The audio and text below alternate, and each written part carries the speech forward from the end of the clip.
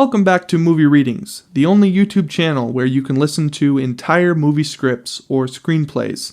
If this is your first time, please consider subscribing, as 90+% of viewers do not subscribe, and that's the only way to be notified when a new movie reading comes out.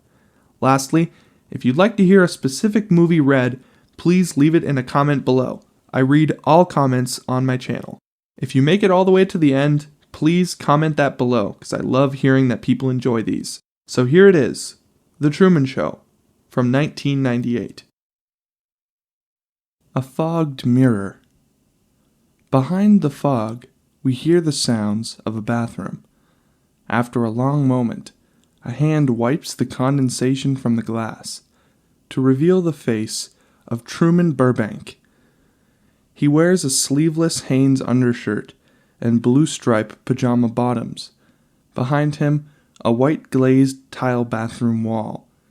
It is immediately apparent that we are viewing him through a two-way mirror.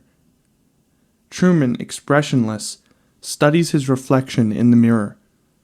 For a long moment, he does nothing.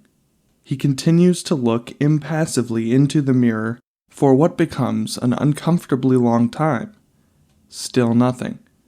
Finally, he speaks, talking to himself in the mirror, as if participating in a TV interview. Personally, I think the unconquered south face is the only one worth scaling. Of course, it's a 20,000-foot sheer wall of ice, but then, when did that ever stop me? Naturally, I intend to make the ascent without the benefit of oxygen, but also without crampons or even an ice pick. Risks? Smug TV smile. Sure, I'm aware of the risks. Why else do you think I would spend 7 years as an adjuster at a life insurance company? Truman, you're going to be late. Truman resignedly opens the door of the cabinet and replaces his shaving tackle. It particularly obscures the lens of the hidden camera. He closes the door and exits. Meryl, wearing a stylish robe, sits at a kitchen table, sipping coffee. On the table in front of her lies a parcel. Truman enters and glances at the gift. What's that? It's a surprise. Truman unwraps the parcel. An expensive-looking set of exercise sweats. Meryl, eager for his response. Well, what do you think? They're perfect. Thank you. Truman returns Meryl's kiss, handing him the sweat top. Try it on.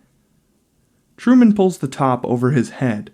As he does, a closer shot focuses on the manufacturer's name. I thought you could wear them when you do your exercises. Pre-shrunk, and they breathe. Truman, wearing a business suit, briefcase in hand, emerges from his pleasant Victorian-inspired picket-fenced house into an idyllic suburban street of similarly picturesque homes. A neighbor, Spencer, is taking in the trash cans and whistling a tune. Spencer breaks off abruptly as Truman approaches his car. His license plate reads, Seahaven, a nice place to live. Morning, Truman. Morning, Spencer. And in case I don't see you, good afternoon, good evening, and good night. Spencer's dog, Pluto, bounds happily over to Truman. Truman pets the dog. Hey, Pluto. Truman exchanges a polite nod with the Washingtons, an African-American family across the street. Mr. Washington is farewelled by his wife and child. Truman is about to climb into his car when he is distracted by a high-pitched whistling sound. Suddenly, a large spherical glass object falls from the sky and lands with a deafening crash on the street, several yards from his car. The startled Truman looks to Spencer, but he has abruptly disappeared inside his house with Pluto.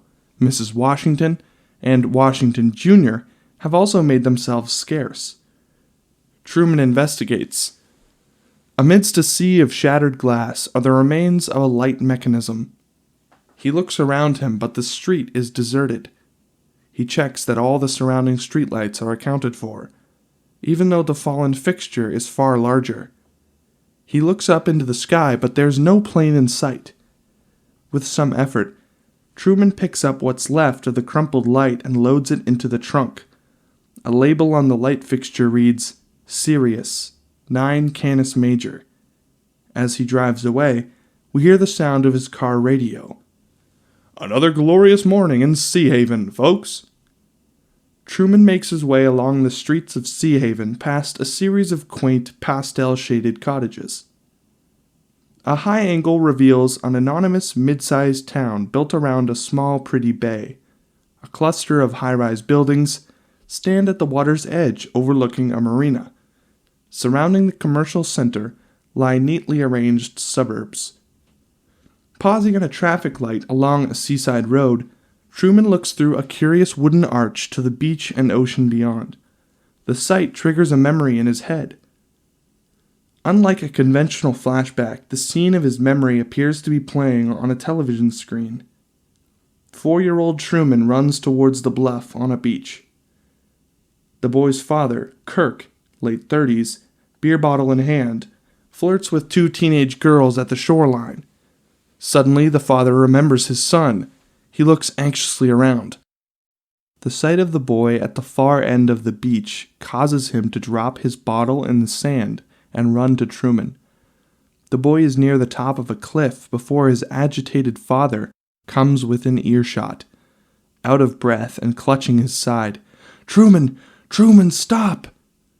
Truman turns from his perch and waves happily down to his father, but the smile quickly vanishes when he registers the anger and distress on his father's face. Come down, now! His father's unnatural anxiety makes the bay even more tantalizing. The boy considers defying his father. He puts his hand on a rock above him to stretch up and sneak a peek at the other side. One good stretch would do it. Reading his mind, his father says, No! Why? What's there? Nothing. It's dangerous. Come down now, please. Truman is suddenly aware that the hundreds of other beachgoers have stopped their activities to stare at him. Reluctantly, he starts to retrace his steps down the rocks. When he finally jumps to the sand, his father embraces him and leads him away.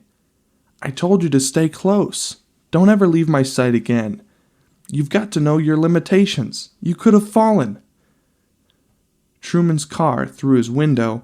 He buys a cup of coffee from a street-side vendor. How are you, Truman? He places his fingers to his pulse. Vital signs are good. He pulls into a parking space and sips on the coffee. As he drinks, he becomes aware of the school bell, summoning children to class in the adjacent elementary school. The image prompts another childhood memory. Once again, the flashback appears to be playing on a television screen. 7-year-old Truman sits in the middle row of an elementary school classroom, surrounded by 20 or so other well-scrubbed, uniformed youngsters. Marlon, the boy next to Truman, is on his feet, under the scrutiny of the kindly Norman Rockwell-style school mistress. What do you want to do when you grow up, Marlon? I want to be an entrepreneur like my dad. Impressed. Tell the class what an entrepreneur does, Marlon. He makes a lot of money, ma'am. A good one does, Marlon. Looking into her purse and hamming it up. Perhaps I'll be coming to you for a loan one of these days. The class titters. Marlon sits down and winks to Truman. What about you, Truman? Truman rises to his feet, gathering his nerve. I want to be an explorer, like Magellan. The school mistress smiles benevolently. Slightly condescending, I'm afraid no one's going to pay you to do that, Truman. You might have to find something a little more practical. Glancing to a pulled-down wall map behind her head. Besides, it's too late. There's really nothing left to explore. The class roars with laughter, and crestfallen Truman takes his seat. Truman, at the present, briefcase in hand, crosses from the parking lot to the town square, surrounded by similarly suited briefcase-toting office workers. In downtown, Truman walks briskly down the bustling city street. A snarl of taxis, buses, and commuter traffic. A street vendor thrusts a pretzel under Truman's nose. A career woman tries to catch his eye. Truman stops at a kiosk and buys a newspaper, the Island Times. "Is that all for you, Truman?" "That's all, thanks, Errol." Other customers also purchase the morning paper. Tucking his copy under his arm, Truman selects a glossy magazine from a rack and quickly flicks through the pages. Glancing in the direction of the newspaper vendor and finding him busy with other customers, Truman deftly tears a portion of the open page and pockets a cutting. He hastily replaces the magazine and departs. As Truman hurries away, the vendor exits the kiosk and picks up the magazine, instantly turning to the torn page. It's a cosmetics advertisement with the model's nose missing. However, the vendor makes no effort to confront Truman, almost as if he were expecting it. Truman passes along a row of shops and offices, finally entering a building that proudly proclaims Seahaven Life and Accident, Inc. above the entrance. He has evidently taken his teacher's advice. In a cramped, cluttered cubicle, Truman talks on the telephone. Okay, let's call it what it is. I'm not going to lie to you. Life insurance is death insurance. You've just got to ask yourself 2 questions. 1, in the event of your death, will anyone experience financial loss? And 2, do you care? A clerk drops a large reference book on Truman's desk. Truman checks the spine. Maritime accidents. Into the receiver. "Hold on, will you?" To the clerk. "This is no good. It lumps all maritime accidents together. I need drownings as a separate category." The clerk shrugs and returns the book to his cart and continues his rounds. Returning to his call. "Just think about what I've been saying and let me—" "Hello?" The person on the other end has hung up. With an apathetic shrug, Truman replaces the receiver. He looks over his shoulder and places another call. Truman lowers his voice.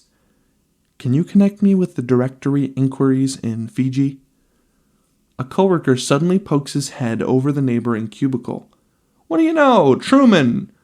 Truman, embarrassed, mouthing the word, "Can't talk," waving off his neighbor, pretending to be on a business call. "I'm sorry, ma'am. If he's in a coma, he's probably uninsurable." The coworker disappears behind his own cubicle. Truman, lowering his voice again. "Hello, operator? Yes, Fiji. Do you have a listing for a Lauren Garland?" "Nothing listed? What about Sylvia Garland? S for Sylvia?" "Nothing? Okay, thanks." The disconsolate Truman replaces the receiver. Other insurance agents are heading to lunch. Truman puts on his jacket and follows them to the elevators. Behind a local Italian deli counter, Tyrone, 50s, is having his hair brushed by a young man. The man fusses one final time, then swiftly departs through a rear door, just as Truman enters the store. Tyrone has anticipated Truman's order and has already begun preparing a meatball and mozzarella sandwich in an Italian roll. Truman gazes at the sandwich skillfully under construction, pained by his own predictability. "How's it going, Truman?" "Not bad. I just won the state lottery." Not listening. Good. What if I say I don't want meatball today?" Not missing a beat, passing Truman his wrapped sandwich. "I'd ask for identification." Truman forces a half smile and exits. "See you tomorrow, Truman." "You can count on it." Truman eats lunch alone at a small out-of-the-way park dominated by a gazebo. From his briefcase, he pulls out an old hard-covered book, To the Ends of the Earth, The Age of Exploration. He reads to himself, his sandwich uneaten beside him. Struck by a particular passage, he reads aloud. With a mutiny but half repressed and starvation imminent, he pressed southward till he found the long-hoped-for straits. Truman is interrupted by a transient in a wheelchair. It is the man's sneakers that Truman notices first, over the top of his book. They are distinctively initialed T.S. Still under the spell of the account of Magellan, he hands the grateful man his sandwich. A group of a dozen men and women of varying ages sit around a circular conference table in a sterile, windowless meeting room. All stare at a single telephone placed in the center of the table, anticipating a call. On cue, the phone rings, and one of the men, after waiting for the second ring, picks up. "Hello? I'm sorry, I've got more than enough life insurance." He hangs up. After a moment, the phone rings again. Truman sits at his desk, making a cold call. "This isn't about insurance. This is about the great variable. When will death occur? Could be a week, a month, a year. Could happen today. A sunbather minding his own business gets stabbed in the heart by the tip of a runaway beach umbrella. No way you can guard against that kind of thing. No way at all." The prospect on the other end, unimpressed with Truman's pitch, hangs up. Truman's supervisor, Lawrence, younger than Truman by several years, sharper suit, sharper haircut, appears around the corner of the cubicle, handing Truman some documentation. "Hey, Burbank, I've got a prospect in Wells Park I need you to close." Truman's face falls. He stares out his third-floor window at the hazy skyline of a nearby island across the bay. Referring to the island, "Wells Park on Harbor Island? You know another one?" I can't do it." Searching for a plausible excuse. "I've got an appointment. Dentist." Lawrence insists. "You'll lose a lot more than your teeth if you don't meet your quota, Burbank." The threat in his voice is unmistakable. "They're making cutbacks at the end of the month. We need this." As he exits the cubicle. "Besides, a half hour across the bay, sea air, do you good." Truman sinks back into his seat and stares out at the distant skyline. The building appears very still. Truman picks up a photo of his wife Meryl, deposits it into his briefcase, and exits. Truman's car heads out of the city on its way to the ferry. Truman exits his car. Mustering all his nerve, he marches into the Seahaven terminal and buys a token for the ferry. Out of his hearing, 2 ferry workers observe Truman's agitated behavior. "I've got a feeling this is the day." "No way. I say he makes it through the turnstiles but never gets on." The 2 men shake on the wager. Unaware of the scrutiny, Truman passes through the turnstiles with a herd of tourists and commuters. He makes his way across the terminal but abruptly pulls up at the gangway. As the other passengers impatiently brush past him onto the boat, Truman remains frozen to the spot, mesmerized by the scummy water rising and falling beneath the dock. It triggers a memory in his head. As always, the flashback appears to play on a television screen. 7-year-old Truman, wearing a life jacket, sits alongside his father Kirk in a small sailing dinghy, sailing into a stiff breeze. A second sailboat circles them. We observe the father and son from the angle atop the mast of the neighboring vessel. "Let's go further, Daddy, let's go further." "It's getting a little rough, Truman." Truman entreating his father. "Please." Kirk shakes his head ruefully and indulges his son by heading towards the gathering storm clouds on the horizon. Truman turns and begins to fight his way back against the tide of passengers boarding the ferry, emerging back onto the street and gasping for air. The ferry workers settle their wager. Truman stands at a payphone. By stretching the payphone's receiver cord as far as it will go, he is just able to reach his arm and leg into the driver's door of his car. He punctuates his conversation with blasts on the car horn while revving the car's engine with his outstretched foot. The few passing motorists and pedestrians regard Truman curiously. "I tell you, the traffic's insane!" blasting his horn several times to imitate the sound of gridlock. "I'll never make the ferry in time. What can I do? Lawrence, I can't hear you." Truman hangs up the phone. On his way home, a large detour sign forces him onto a secondary road. Truman drives along a winding road through parkland. He pulls up at a red light. No other traffic around. His attention is caught by an attractive young woman sitting on a park bench, not far from the intersection. She is being taunted by two thugs. She attempts to ignore the youths by concentrating on the book on her lap. "You want to read to me?" His companion smirks. "Come on, you want to read to me?" The boy reaches over and snatches the novel from her grasp. "My friend asked you a question." The woman picks up her bag in a reflex and holds it to her. She looks about for assistance, briefly catching Truman's eye. The youths also look in Truman's direction, staring him down. Reaching for the book. "Please!" The boy returns the book to the woman, but before doing so, rips out the last page from the novel and stuffs it in his shirt pocket. "Now you're going to have to ask me how it ends." One of the youths grab the woman, dragging her towards the surrounding woods. "We're going to tell you how it ends, baby." "Help! Please help!" As they drag her towards the undergrowth, Truman, horrified, half gets out of the car, fearful of his own safety as much as the woman's. Truman shouts to the youth, his voice cracking with fear. "Hey! Let her go!" A huge truck suddenly appears behind Truman's car, its horn blasting, the driver hurling abuse. Truman hesitates as the youths drag the woman into the bushes, conflicted over whether or not to help. The truck driver keeps his hands on the horn. Truman retreats back into his car and reluctantly drives on. Truman's car safely out of sight, the youths promptly release the young woman. She calmly brushes herself off, no longer afraid. The young men, no longer angry, retrieve her bag. "Thanks." The threesome walk back toward the roadway as if lifelong friends. The woman. "He did nothing?" He shrugs, suddenly more couth. "Physical violence paralyzes him. It always has."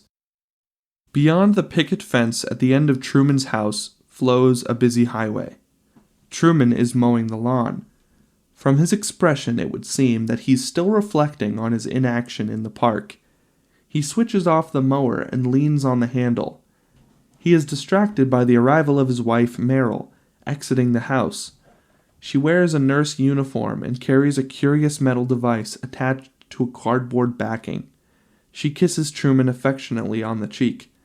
"Hi, honey, look at this," proudly referring to the device. "It's a chef's mate. Dicer, slicer, and peeler all in one. Never needs sharpening and dishwasher safe." "Gee, that's great." Looking over Truman's shoulder, Meryl notices a small, uncut patch of grass missed by Truman in one of his passes. "You missed a section," referring to the uncut grass. Meryl enters the house. Truman restarts the lawnmower and obediently pushes it towards the offending patch of lawn. As the mower brushes up against the unconforming blades of grass, Truman pulls back abruptly. He checks the kitchen window for Meryl and wheels the motor away, leaving the patch uncut. Meryl is removing the cap of her nurse's uniform when Truman enters. "How did it go today?" "A man tripped and fell on a chainsaw. We got 3 of his fingers back on." Truman retrieves a bucket of golf balls and a golf club from behind the door.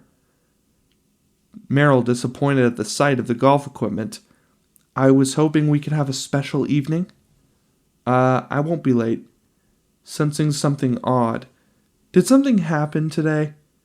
Truman turns to her too sharply, his guilt showing. "What could happen?" Truman exits. A half-constructed bridge, paved but unmarked, ends abruptly in midair, reinforcing steel protruding from the concrete. Truman stands at the end of the unfinished bridge with Marlon, 30s, a well-filled physique. Marlon drinks beer from a can while Truman addresses a teed-up golf ball with a number 3 wood. The headlight of their 2 parked cars light the cement fairway. Their target is a sign at the far end of the bridge proclaiming the Seahaven Causeway, linking Seahaven Island with the rest of the world. Your tax dollars at work. An upturned plastic cone at the foot of the sign is the hole. Truman winds up and swings, making a healthy contact with the ball. The ball arches away into the night sky.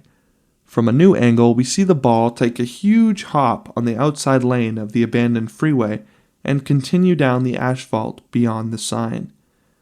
Marlon tosses Truman another off-white ball from a bucket of badly scarred golf balls. Truman sets the ball up on the makeshift tee area and launches into his second shot. With a slight fade, the second ball carries even further than the first. Whose nuts were those? Truman hands Marlon their sole golf club without comment. Marlon tees up a ball of his own. He uses orange golf balls.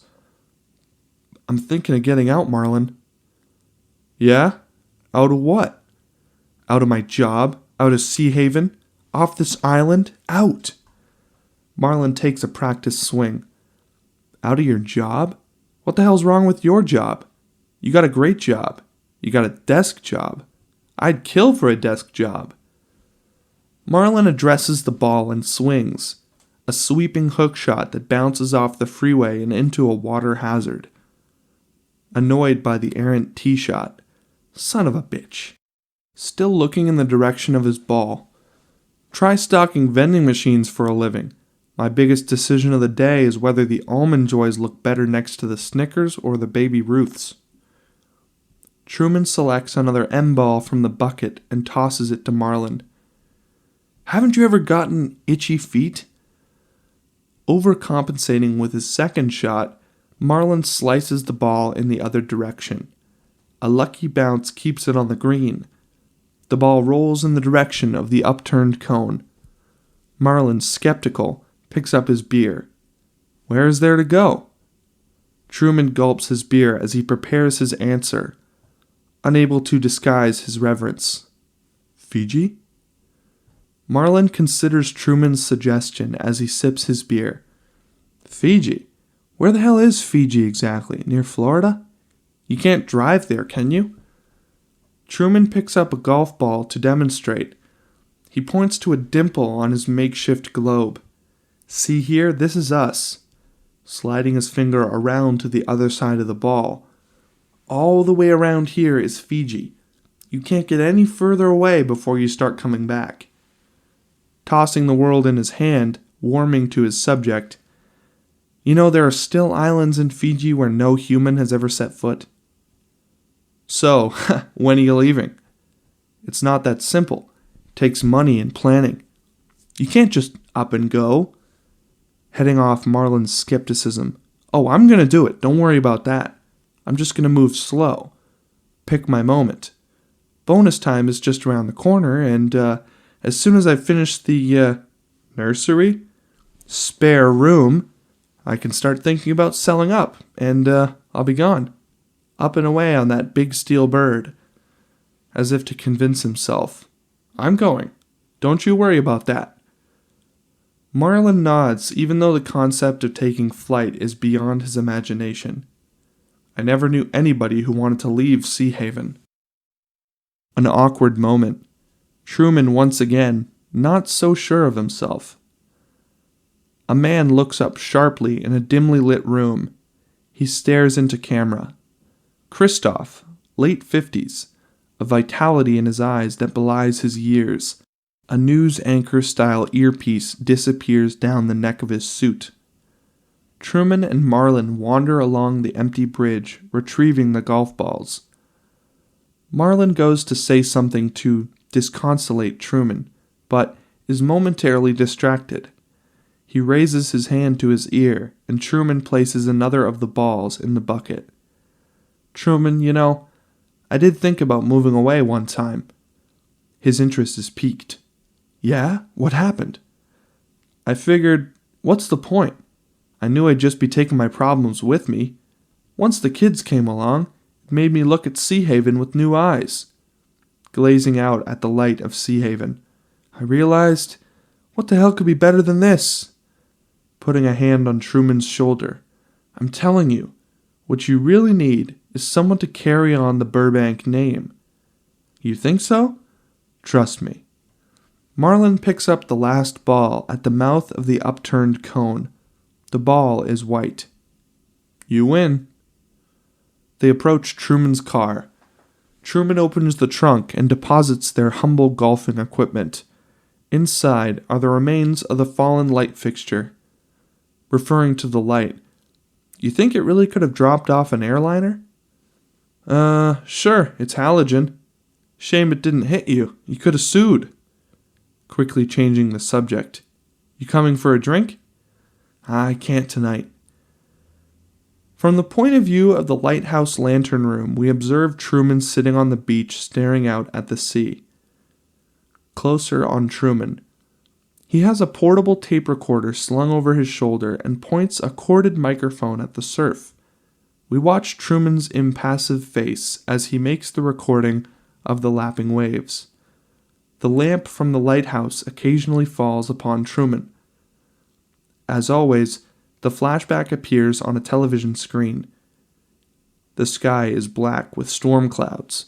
Gale-force winds lash rain onto the faces of 7-year-old Truman and his father Kirk. As Kirk stands up to get his bearings, a freak gust of wind catches the sail. The boom whips across the stern and strikes Kirk flush in the head, knocking him overboard. Truman, wearing the sole life jacket, desperately reaches for his father. He momentarily gets a hold of his father's hand when Kirk is abruptly dragged beneath the surface. "Daddy! Daddy!" His cries go unanswered. 7-year-old Truman finds himself alone. The storm abruptly passed and the wind suddenly dropped and the water stilled. The frightened Truman examines the ring he holds in his open hand. His father's ring, wrenched from his finger in Truman's fight to keep him afloat. Back to the present. A close-up of Truman from Kirk's ring that Truman now wears. Then, from the lighthouse point of view, we observe Truman get to his feet and walk toward the dark water. He stands at the water's edge, shouting at the surf, "I'm sorry, Dad! I'm sorry!" As if in reply, a tongue of lightning flashes across a distant skyline, followed by a growl of thunder. In a living room somewhere, 2 old women in their 70s sit beside each other on a sofa, looking directly into camera as they talk. Playing amateur psychiatrist. "It left him with more than his obvious fear of the water. He was never the same curious little boy again. Half the women I know named their children after him." Truman is forced to leg it through a sudden rain shower to his car. From Truman's point of view, the shower appears quite normal. However, viewed from a distance, we see that the shower is extremely localized, encircling only him, as if a small cloud is directly above his head, tracking his progress. As Truman crosses the parking lot, the shower crosses with him. Sensing something is amiss, Truman dances back and forth across the street, intrigued by the phenomenon. He hums a few bars of Singing in the Rain. The rain becomes heavier and covers a wider area. Truman runs the remaining distance to his car. The drenched Truman enters to find Meryl in an unfinished nursery, comparing wallpaper samples. Meryl wears a robe, a glimpse of black negligée beneath. "Where have you been?" He wrings out his jacket. "I've been thinking." "Oh, God." Ignoring the reception. "I figure we could scrape together 8,000. Exasperated. "Every time, you and Marlon, we could bum around the world for a year on that." "And then what, Truman? We'd be back where we were 5 years ago. You're talking like a teenager." "Maybe I feel like a teenager." "We're mortgaged to the eyeballs, Truman. There's car payments. Are we just going to walk away from our financial obligations?" Truman, still dripping on the floor, holds Meryl by the arms. He talks excitedly to her, the way we imagine he did when they were courting. "It'd be an adventure." "I thought we were going to try for a baby. Isn't that enough of an adventure?" "That can wait. I want to get away, see some of the world, and explore." Meryl gives a derisive laugh. "You want to be an explorer? You don't even have a passport, Truman. I bet you don't even know how to get one." The words sting. Truman turns away. Seeing the pain she has caused, she changes tack. "This'll pass. Everyone thinks like this now and then," making an attempt at seduction. "Come to bed." "I think I'm going to stay up for a while." In the reception area of an office building, two uniformed guards drink coffee. "How can they have a child?" "It's not going to be his, you idiot." "Why not? You think she'd go through with it?" "Sure she would." Reassessing his own opinion. "I guess I always thought they'd adopt."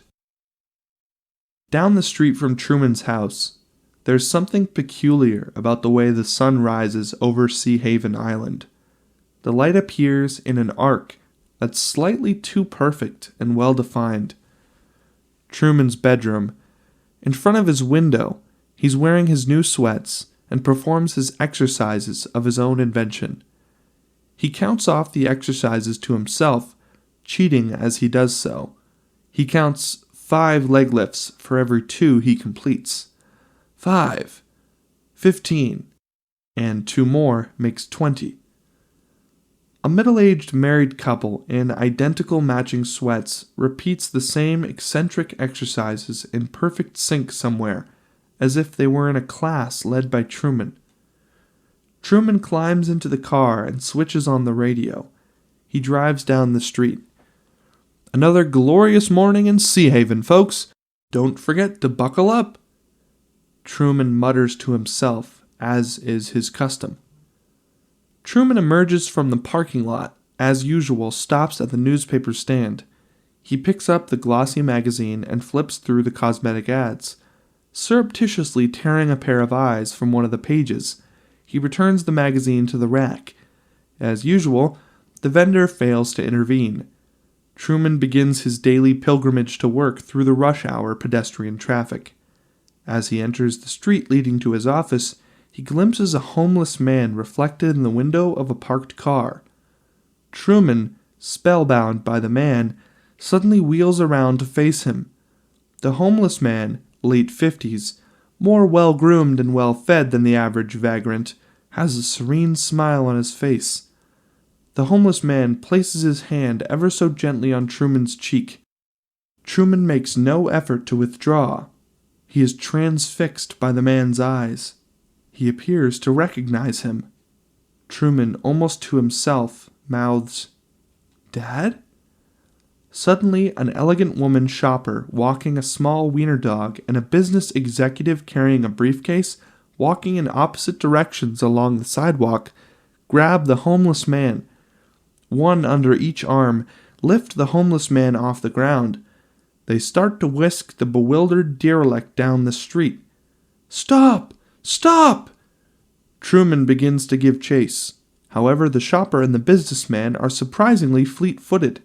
Even more surprising, as Truman embarks on his pursuit, the behavior of the pedestrians and commuters. They appear to be part of the fleeing trio, and then they close ranks in front of Truman. Is it accidental, or are the pedestrians working together and running interference?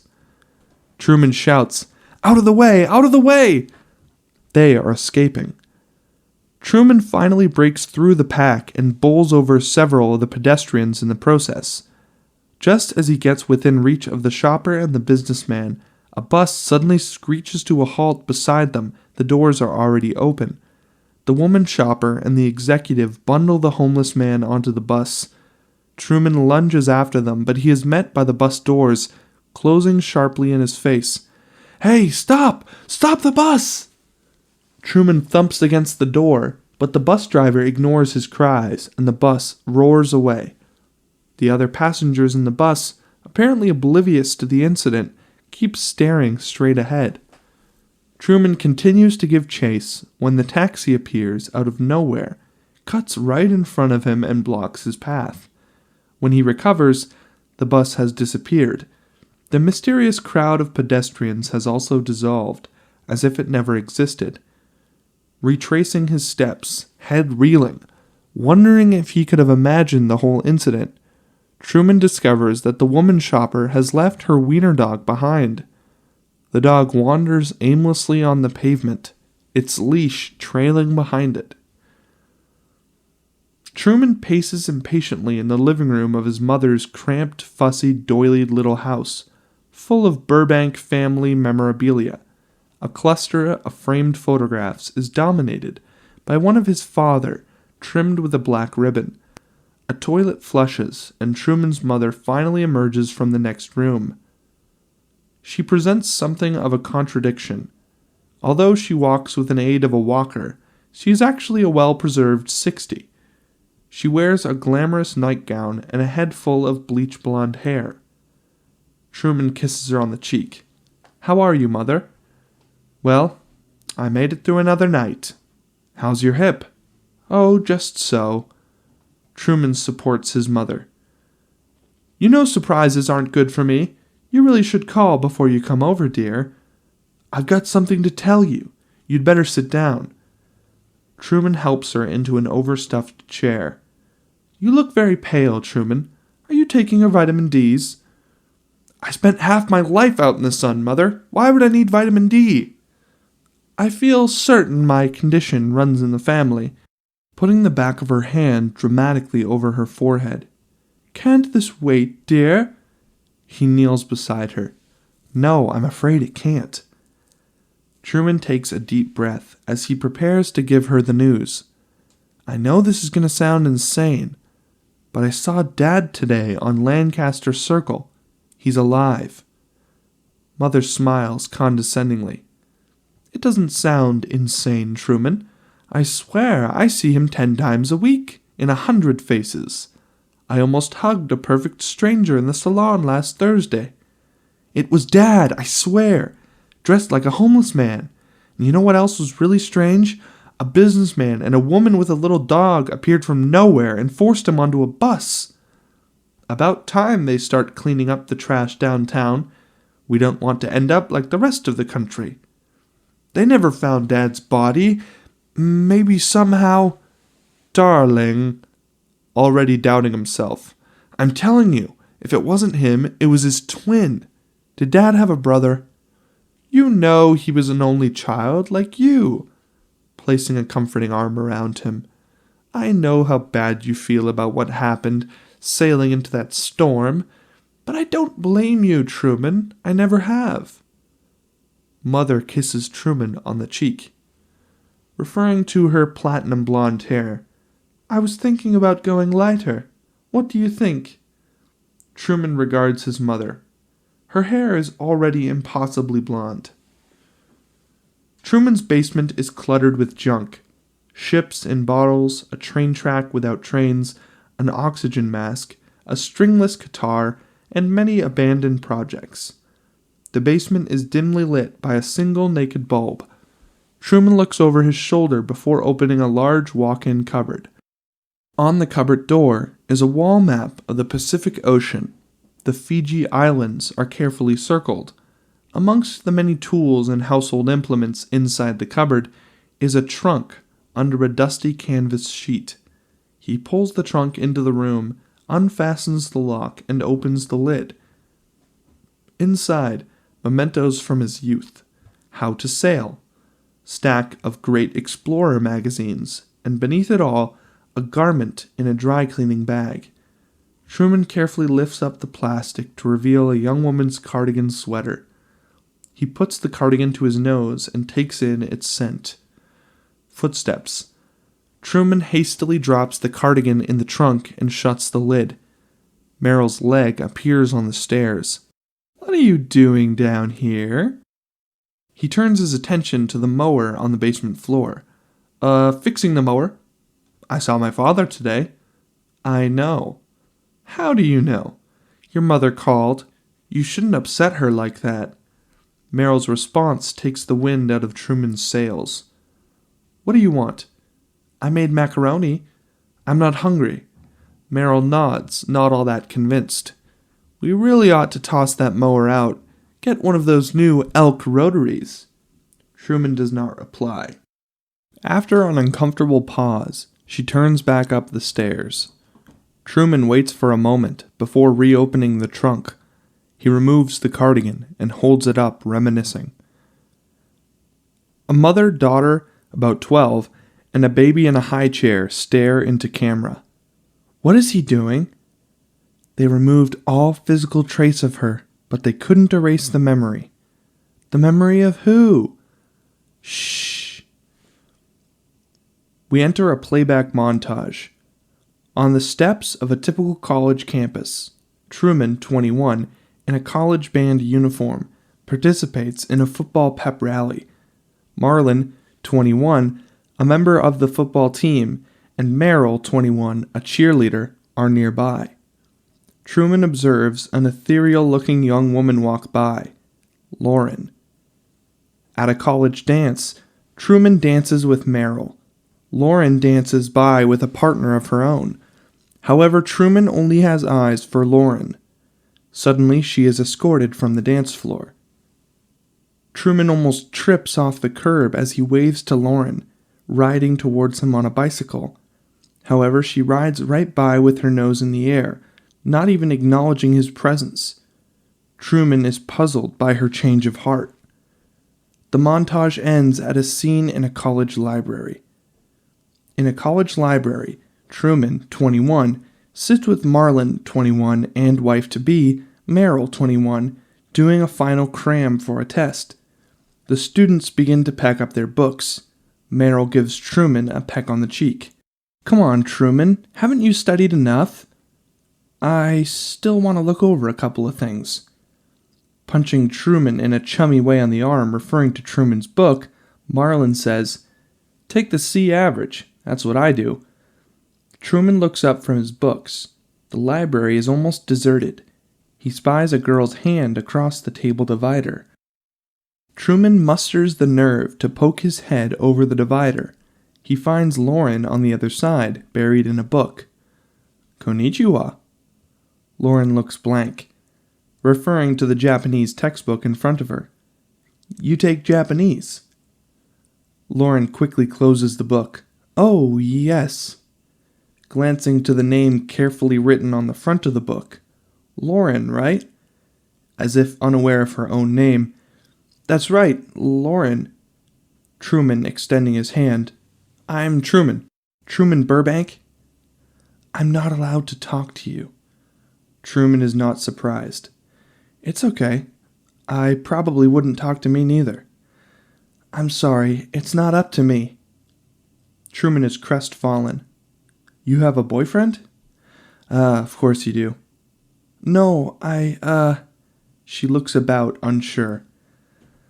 No, really? Good. I thought possibly a pizza? How about Friday? No. Saturday? Lauren looks around the almost deserted library. Actually, I'm free Sunday. Now. Right now? We've got finals tomorrow. If we don't go now, it won't happen. Truman hesitates. Lauren looks anxiously around, impatient. Well, what do you want to do? Truman closes his book, still a little uncertain.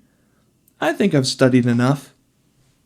Lauren takes Truman by the hand at various locations near the college. They run down various streets and paths through the campus. She occasionally pauses and looks about, often changing direction or looking up at streetlights, the towers of houses along their routes, as if trying to elude an unseen pursuer. The excited and apprehensive Truman runs with her, although he is unsure exactly who or what they are running from. The further they get from campus, the higher, wider, and less effective the coverage of the scene. Some camera angles are even partially obscured. Truman and Lauren eventually cross an empty highway on the edge of town. They run over the dunes onto a strangely deserted beach, down to the water's edge, under a hyper-real full moon. Lauren throws off her cardigan and hitches up her skirt, wading out into the inviting water without another thought. Truman stares down, transfixed by the water. It's beautiful. What are you waiting for? I can't.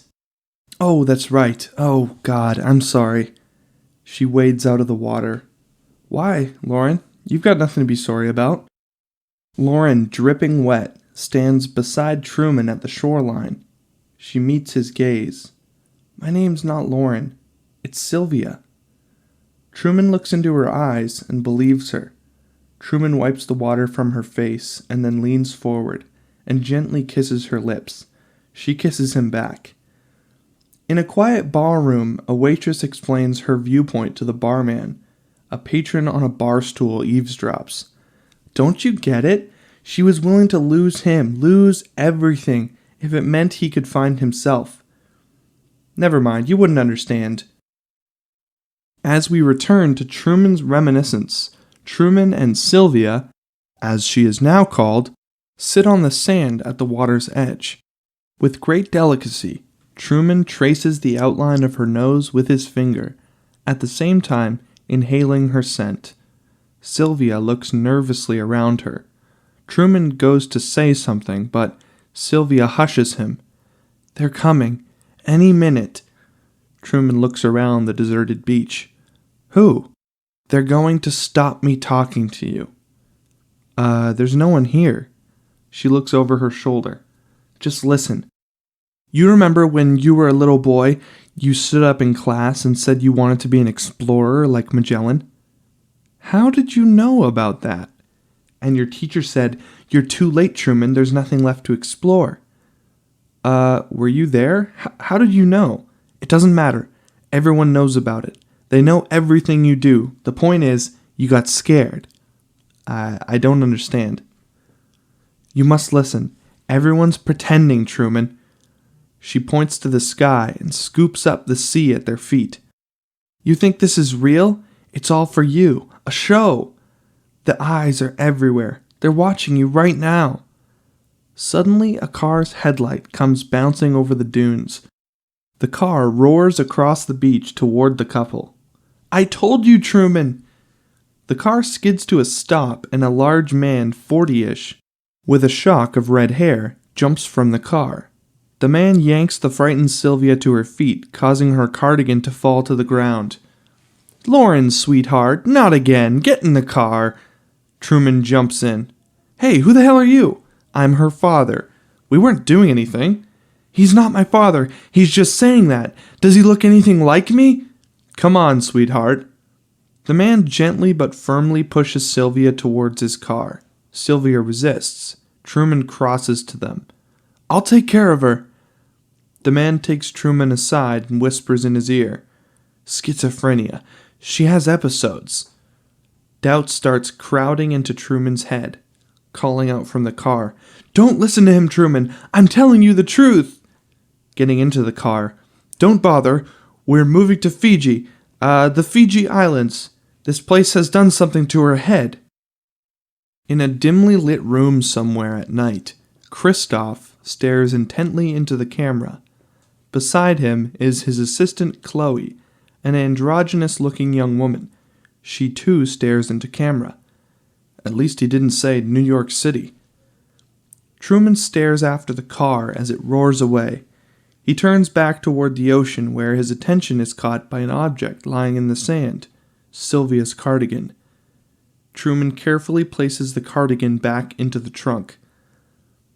In a kitchen, a mother, a daughter, and baby stare into camera. Why didn't he just follow her to Fiji? Because his mother got sick, very sick.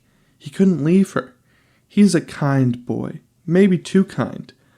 I can't believe he married Meryl on the rebound. Truman turns his attention to the framed photograph of Meryl that he carries everywhere.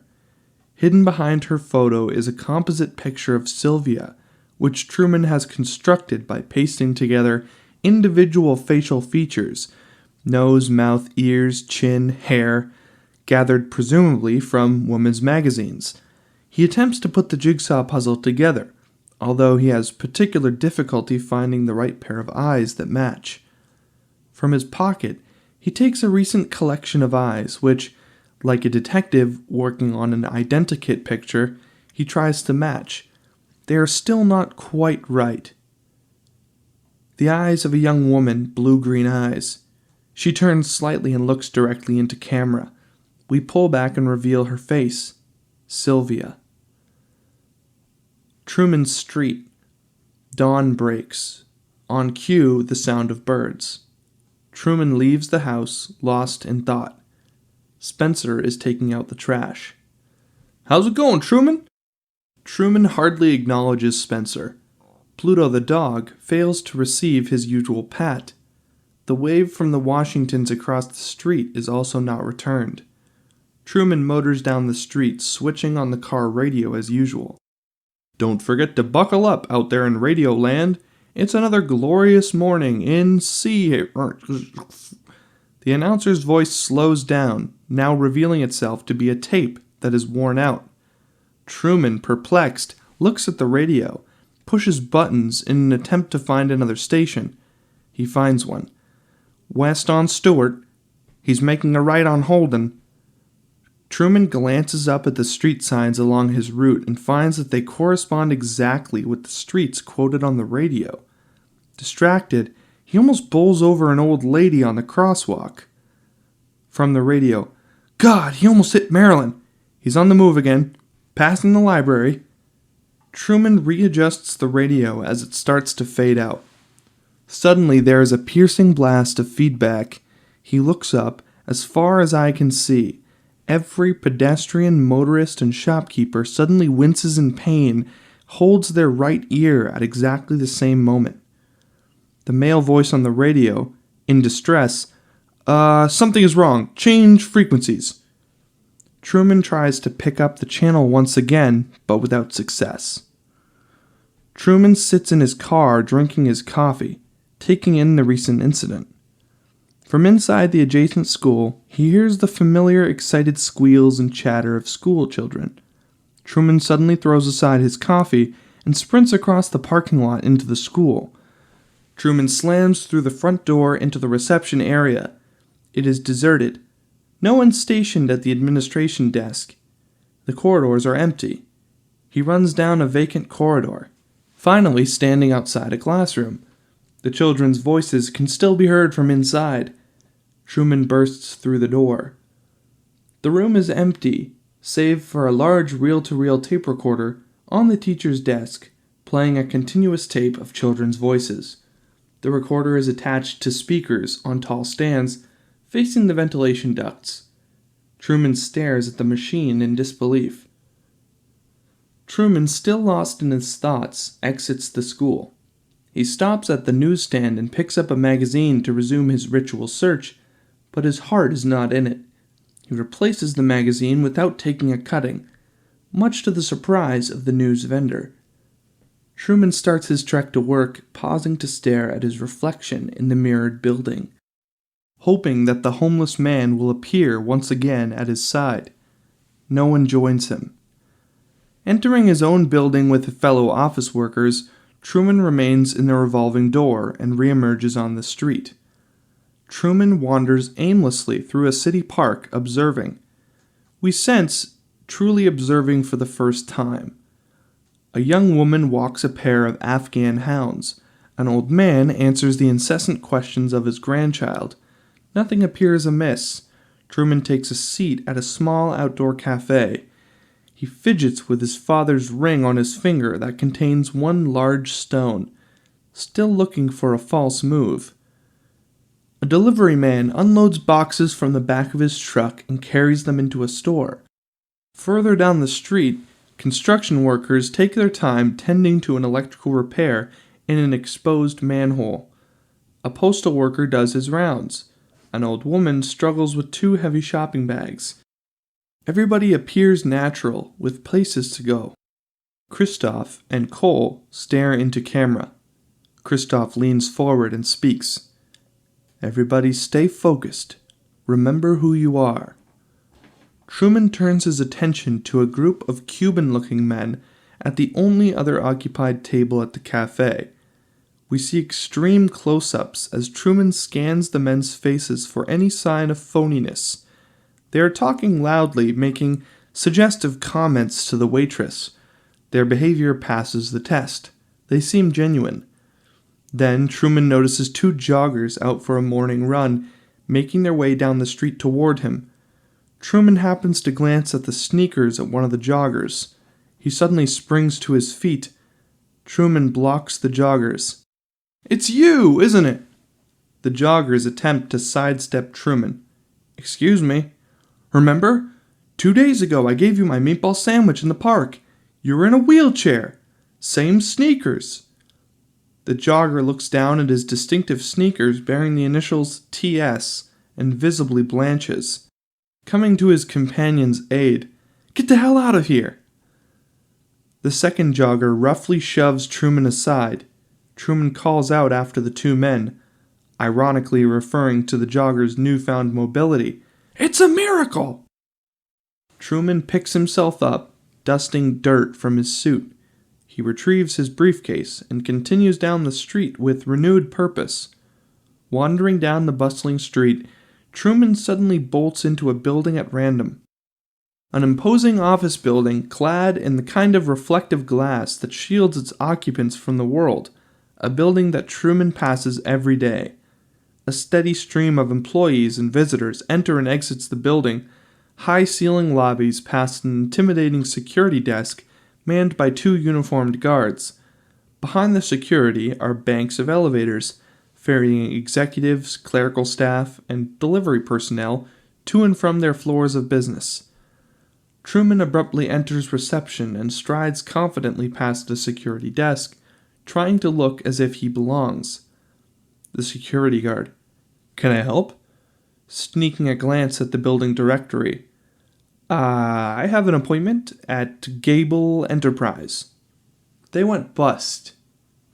The second security guard is rising from his seat to block Truman's path to the elevator, but Truman reads his mind and makes a dash for it, into one of the elevators.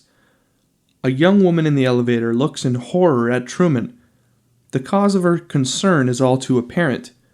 Looking beyond the woman, Truman discovers that there is no back in the elevator car. The people he just witnessed entering are milling around a refreshment table, primping, or sitting on folding chairs. Gradually, they all turn to gape at Truman, who in turn stares back, appalled. Truman's view is abruptly blocked as a rear panel is hastily attached to the elevator. A security guard pulls Truman from the car. What's going on? Glancing to lights above the elevator, trying to appear innocent. Nothing. Truman observes the upward progress of the elevator via the lights display above the doorway. Before he has time to make sense of it, the guard drags him away. You've got to leave. The guards frog march Truman out of the facade towards an emergency exit. Just tell me what's going on. We're remodeling. No, you're not. What were those people doing in there? It's none of my business. Ushering Truman off the property. None of yours either. He's not going quietly. You don't tell me what's really going on, I'll report you. For what? You're trespassing. Truman continues to struggle as the guards usher him to the street. The guards unceremoniously dump him on the pavement. He picks himself up, head reeling, and starts to run along the street. He suddenly enters another building at random, an office building block with a bank on the ground floor. Truman rushes to the elevator. The lights above the doors show all the elevators on upper floors. Frantic pressing of the elevator button get no response. A receptionist rises from her desk.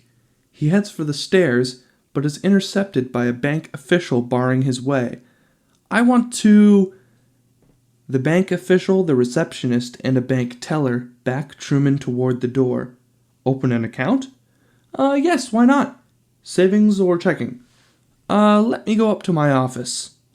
Truman hurriedly exits the bank. Back on the street, Truman feels the eye of the pedestrians. Is he simply drawing attention to himself by his behavior? Truman wheels around, trying to make eye contact with passerby, and then they shy away. He continues to run down the street. Finally, Truman finds himself standing in front of the window of an electronics store staring at his own face on a TV set. It is taking a feed from a camcorder aimed out the store window. A man stares into camera in a bathroom somewhere, in a bath with stale water. A layer of soap scum on the top. Don't look at me, pal. Truman shudders at his video reflection. Further down the street, he notices Marlon's van parked outside a supermarket. The door of a vending machine is open. Marlon, half inside the machine, loads a stack of Baby Ruth candy bars into one of the open dispensing slots. A paranoid Truman appears at his shoulder. "Marlon!" "Truman, what are you doing here?" Truman looks nervously around him. Even the store owner's friendly nod from behind the counter is cause for suspicion in Truman's mind. "I've got to talk to you." "Sorry, I'm way behind." "I'm onto something, Marlon. Something big." "Are you okay? You look like shit." "I think I'm mixed up in something." "Mixed up? Mixed up in what?" "There's no point trying to explain it, but a lot of strange things have been happening. Elevators that don't go anywhere, people talking about me on the radio. You know what I mean?" No. Truman, if this is another one of your fantasies, I think it's got something to do with my dad." "Your dad?" Truman looks around nervously. "I think he's alive. I'll tell you about it later. I'm definitely being followed." Marlon looks around, instantly protective. "Who?" "It's hard to tell. They look just like regular people," referring to an old couple entering the deli. "How about them?" Seriously considering the possibility. "Could be. Beard looks phony." He leans closer to Marlon. "It's when I'm unpredictable. They can't stand that. That's why we've got to get out of here. Can you come with me?" Marlon closes the vending machine. "I told you I can't." "I've got to show you something." Truman fixes Marlon with a look of deadly seriousness. "Christ, Truman, you're going to get both of our asses fired." Truman hurries Marlon up the school steps of the elementary school. The sound of children's voices continues to drift up from inside the building. Truman and Marlon storm into the school reception area, which is still empty. They stand outside the classroom, the source of the children's voices. Truman throws his friend an "I told you so" look and swings open the door with a flourish. The once empty classroom is now full of school children in an art class. A hush falls over the students and all eyes turn to Truman and Marlon. Gesturing to two unoccupied easels, the teacher says, "Would you care to join us?" Hand over hand, Truman climbs the cliff he once scaled as a 7-year-old. Finally, he sits on the clifftop staring out at the view his father had been so desperate for him not to see 26 years earlier. However, the deserted bay is identical to its neighbor. Marlon, laboring, crests the rise and joins his friend on the clifftop. "What are we doing here, Truman?" "This is where it all started." "What exactly?" Things that don't fit." Another thought occurs. "Maybe I'm being set up for something. You ever feel that, Marlon, like your whole life has been building up to something?" "No." He ignores his remark. "When you were hauling chickens for Kaiser Poultry, what was the furthest you ever went off the island?" "I went all over, but I never found a place like this." "Look at that sunset, Truman. It's perfect." Truman in a daze. "Yeah." He glances heavenward. "That's the big guy. Quite a paintbrush he's got." "Just between you and me, Marlon, I'm going away for a while." "Really?" Truman sits cramped on his sofa. Pulling wider, we discover the cause of his discomfort. He is sandwiched between Meryl on one side and Mother on the other. Mother, the family historian, a stack of photograph albums at her feet, turns the pages on Truman's lap. "We ought to be getting you back, Mother." "Hold on, dear." Pointing out a photo in the album. "Here's us at Mount Rushmore. You remember, Truman, when Dad was still with us? That was quite a drive. You slept all the way there." Truman taking an interest in the monument. "It looks so small." Mother quickly turning the page. "Things always do when you look back." Mother skips several pages in the album, finally stopping at a spread of wedding photos. "Look, Truman, there's my cousin Errol putting the bouquet down his pants. It was the happiest day of our lives." Mother referring to Meryl. Doesn't she look beautiful, Truman? She still does. Mother turns to a blank page. And there's plenty of room for baby photos.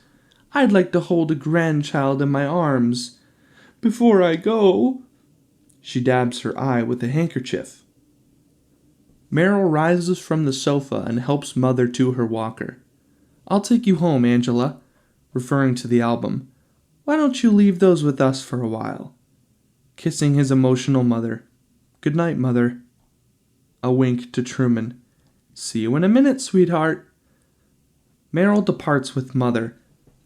Left alone in the living room, Truman slumps back down onto the sofa and switches on the television set. An old-fashioned model with rabbit ears. He idly studies the photograph album as an over-earnest television host announces the upcoming program. Tonight's Golden Oldies is the enduring, much-loved classic, Show Me the Way to Go Home, a hymn of praise to small-town life, where we learn that you don't have to leave home to discover what the world is all about, and that no one is poor who has friends. However, when we turn our attention away from the television, we find that Truman is peering intently at a wedding photograph of Meryl and himself taking their vows in a civil ceremony in a beachside gazebo. Under the scrutiny of a magnifying glass, he discovers that Meryl has her fingers crossed. The two ladies sit on their sofa, a rug across their knees, sipping a nightcap of hot chocolate. They stare into the camera. Remember at the wedding, that dog started howling when they took their vows, and the plastic horseshoe fell off when they cut the cake. Shaking her head ruefully. They never had a chance. Truman, dressed casually in weekend attire, is at the stove preparing an omelet. Meryl hurries into the kitchen in her nurse's uniform. She gulps down a cup of coffee and reaches for her nurse's cap. However, she still has time to adjust the position of a pack of Fibercon cereal, squaring it a little more to camera.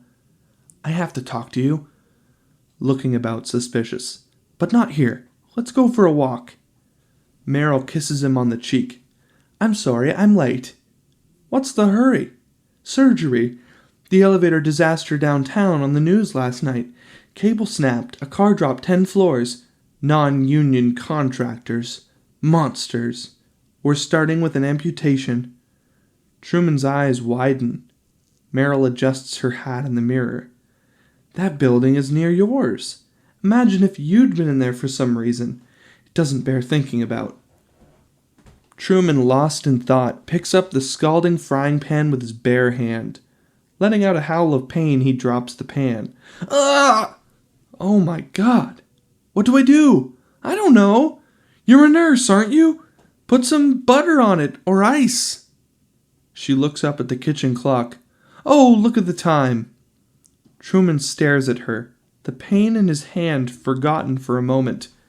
He watches Meryl ride her bicycle down the driveway. Truman exits the house.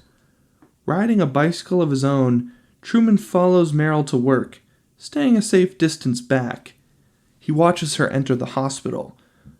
Truman makes his way along various corridors. All seems as it should. Doctors confer with nursing staff and patients. Gurneys are wheeled about with their passengers looking suitably traumatized. Truman approaches a nursing sister. I'm looking for my wife, Nurse Burbank. It's important. She checks her clipboard. I'm afraid that's impossible. She's in pre-op. Sure. Okay, fine. Can you pass on a message? I'll try. Tell her I had to go to Fiji, and I'll call her when I get there. When you get to Fiji. You got it. Fine, I'll tell her. The nurse walks off, disappearing through a set of doors. Truman hesitates before following her. The nurse walks off briskly through the various hospital corridors. Fewer and fewer people are about. Truman discreetly follows behind. The nurse breaks into a jog. Truman hurries to keep up, dodging around gurneys and janitors mopping the floor. Outside the operating theater, the nurse, hastily scrubbed and gowned, enters the theater. Truman hesitates but dare not enter. He grabs a mask of his own, Looking through the glass window in the operating theater door, he sees the young woman, seen in the hastily fixed elevator car the day before, lying on the operating table, a blood-soaked bandage covering her left leg. Meryl, wearing a surgical gown and mask, assists the surgeon. The sister hovers nervously in the background. Scalpel? Meryl very slowly selects a scalpel from a tray of instruments and awkwardly hands it to the surgeon. I'm now making my primary incision just above the left knee. The patient's eyes blink in horror. The anesthetist steps into Truman's view before he can get a good look. Suddenly, the security guard appears beside Truman and takes him by the arm. Referring to the operation, "This ain't going to be pretty. Unless you're family of the patient, I'll have to ask you to leave." "No problem. I don't want to cause any trouble." Truman takes a seat at the only desk at an empty travel agency. The travel brochures and posters that adorn the walls all feature destinations that bear a striking similarity to picturesque Seahaven. Another poster spells out the dangers of travel. Travelers beware. Terrorists, disease, wild animals, street gangs. A female travel agent enters from a rear door. "I'm sorry to keep you. How can I help?" "I want to book a flight to Fiji." "Where exactly?" Believing he is being deliberately obtuse. "Fiji." A trace of condescension. "Where in Fiji? What island?" "I'm sorry, the biggest one." The agent enters the destination in her computer. "Viti Levu." "For how many?" Finding the question suspicious. One." "When do you want to leave? Remembering, of course, you will lose a day on the way there." "Today." The agent reads off her computer screen. "I'm sorry, I don't have anything for at least a month." Truman's suspicious. "A month?" Patiently explaining. "It's the busy season." Paranoia is showing on Truman's face. "You're a travel agent, aren't you?" Reading her name tag. "Doris, your job is to help people travel." Showing amazing restraint, the agent says, "I do have a fabulous rate on a cruise departing for Fiji tomorrow, but you wouldn't want to do that." "Why wouldn't I?" "I thought you were in a hurry." "Oh, that's right." "You want to book the flight?" "It doesn't matter. I'll make other arrangements." Emerging onto the street, Truman looks across to the building which he entered the previous day. It is now cordoned off with police tape after the elevator disaster. Flowers have been laid at the doorway. A Greyhound bus bound for Chicago, according to its destination sign, sits idling at the stop. Just as a burly supervisor is about to wave the bus on its way, Truman dashes to the station. "Last call for Chicago." Truman jumps onto the bus behind the last boarding passenger, a young soldier. To the bus driver as he boards the bus, "Windy City, here we come." Truman takes a seat by the window. An awkward silence descends over the bus. The other passengers, a mother with a restless child, several tourists, an old couple, and a young soldier, all stare stiffly straight ahead, averting their eyes from Truman. No one is more uncomfortable than the bus driver. Beads of perspiration on his head, he fumbles for the gear shift, apparently unsure how to operate it. The gears grind. The other passengers try not to notice. The child, tugging her mother's sleeve, points to Truman. Her mother makes her face the front of the bus. Finally, the supervisor enters the bus. "Everybody off. We got a problem." The relieved passengers hurriedly exit until Truman is the only one remaining on the bus. The bus driver looks almost sorry for Truman, who sits resolutely in his seat, the hint of a tear of frustration in his eyes. "I'm sorry, son." A bar somewhere. The same bar we saw earlier. A small group of patrons discuss developments. The waitress seems upset, occasionally glancing to camera as she pours a beer. Why would he go to Chicago? Who does he know from there? His doctor came from Chicago, didn't he? Wasn't his father from Chicago? The waitress, upset. He's not going to Chicago. He's not going anywhere. He has to have it out with Meryl. As Truman rides home on his bicycle, he stares wildly about him. The rearview mirror on his bicycle is suddenly cause for concern. So are the trees and street lamps lining the roadway. Truman, staring at the highway from the bottom of the garden, doesn't bother to look up as Meryl, still wearing her nurse's uniform, approaches. Truman, referring to a distant car on the expressway. See that car down there? I bet it's a Subaru station wagon. Meryl looks idly over the fence at the approaching car. Finally, a Subaru station wagon motors by. Meryl is unimpressed. Truman turns his back on the highway to continue his game. I predict the next 4 cars will be a white Honda Civic, a blue and white Dodge Dart with a front hubcap missing, a Volkswagen Beetle with a dented fender, and a motorcycle. Meryl doesn't wish to participate in the game and makes for the house. Truman holds her arm, forcing her to watch. He turns to check his prediction. A convoy of cars approaches. There's the Honda, the Dodge, here comes the dented Beetle.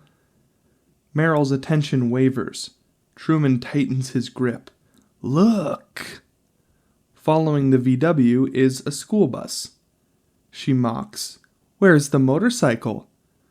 Truman is momentarily disappointed. Don't you want to know how I did that? A motorcycle putters by. Meryl turns and walks back to the house, and he hurries after her. I invited Marlon and Rita for a barbecue Sunday. I thought I'd make my potato salad.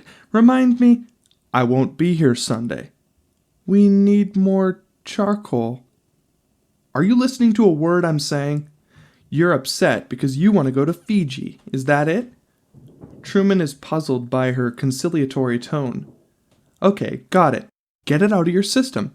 Save for a few months and go. There. Happy now? I'm going to take a shower. She turns away, catching her wrist. Let's go now. What? Despite her protests, Truman drags Meryl towards his car. As he shoves her in, I'm ready to go now. Why wait? Truman holds Meryl's wrist to stop her exiting the car and accelerates out the driveway in reverse without looking, almost running over Pluto the dog and Spencer with his garbage can. Truman starts circling a gazebo at the center of a roundabout, faster and faster. Where shall we go? Where shall we go? Spontaneity is what it's all about. Forget Fiji. We can't very well drive to Fiji, can we? What about Atlantic City? Meryl trying to mask her anxiety. You hate gambling. That's right, I do, don't I?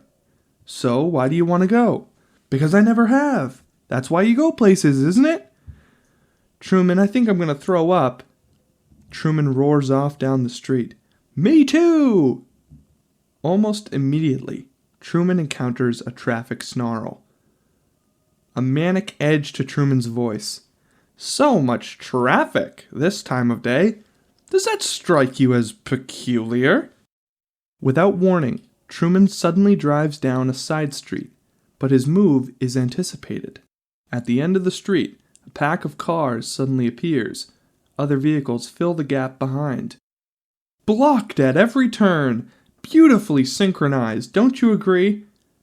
You're blaming me for the traffic? Should I?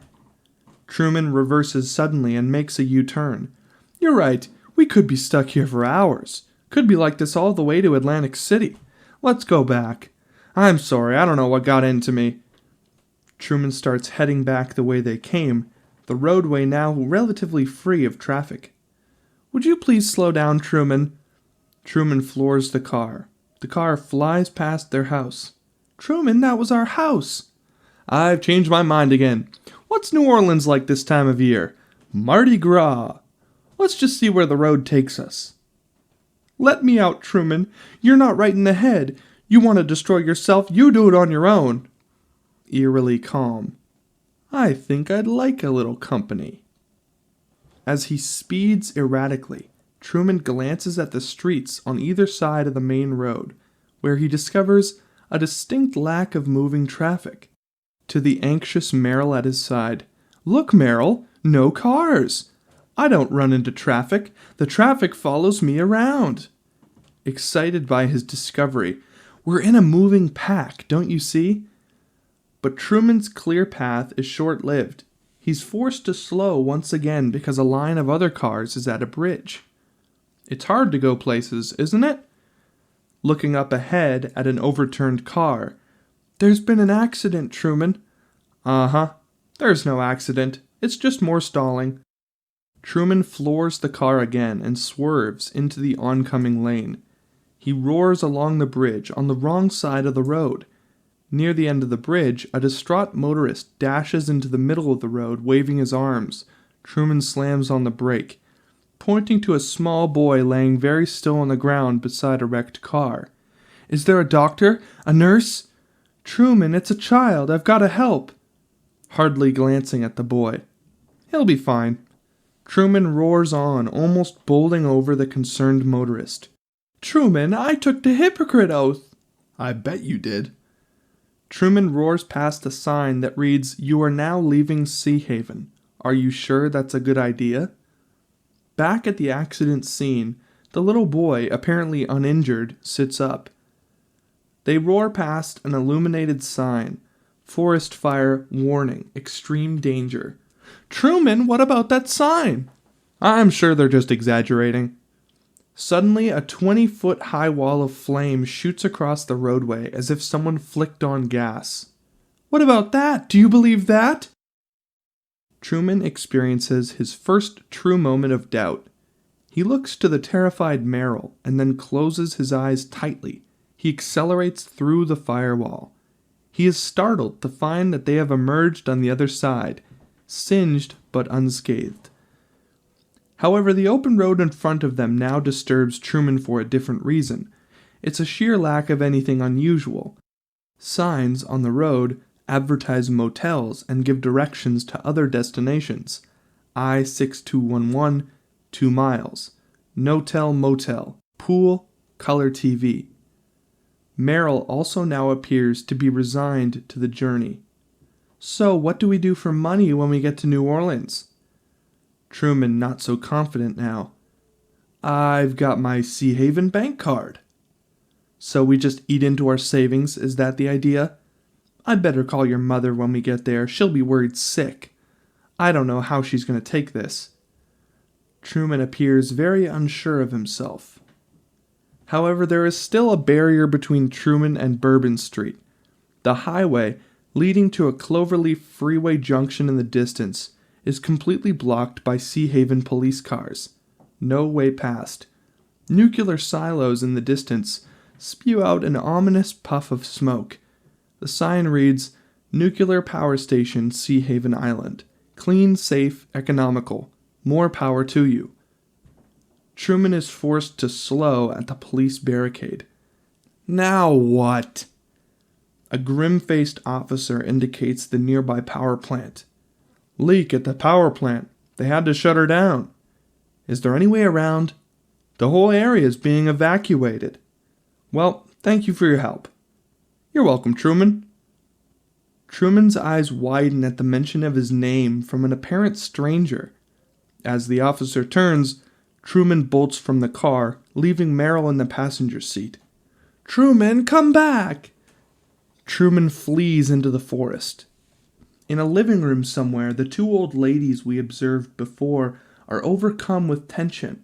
One lady reaches out for her companion's hand.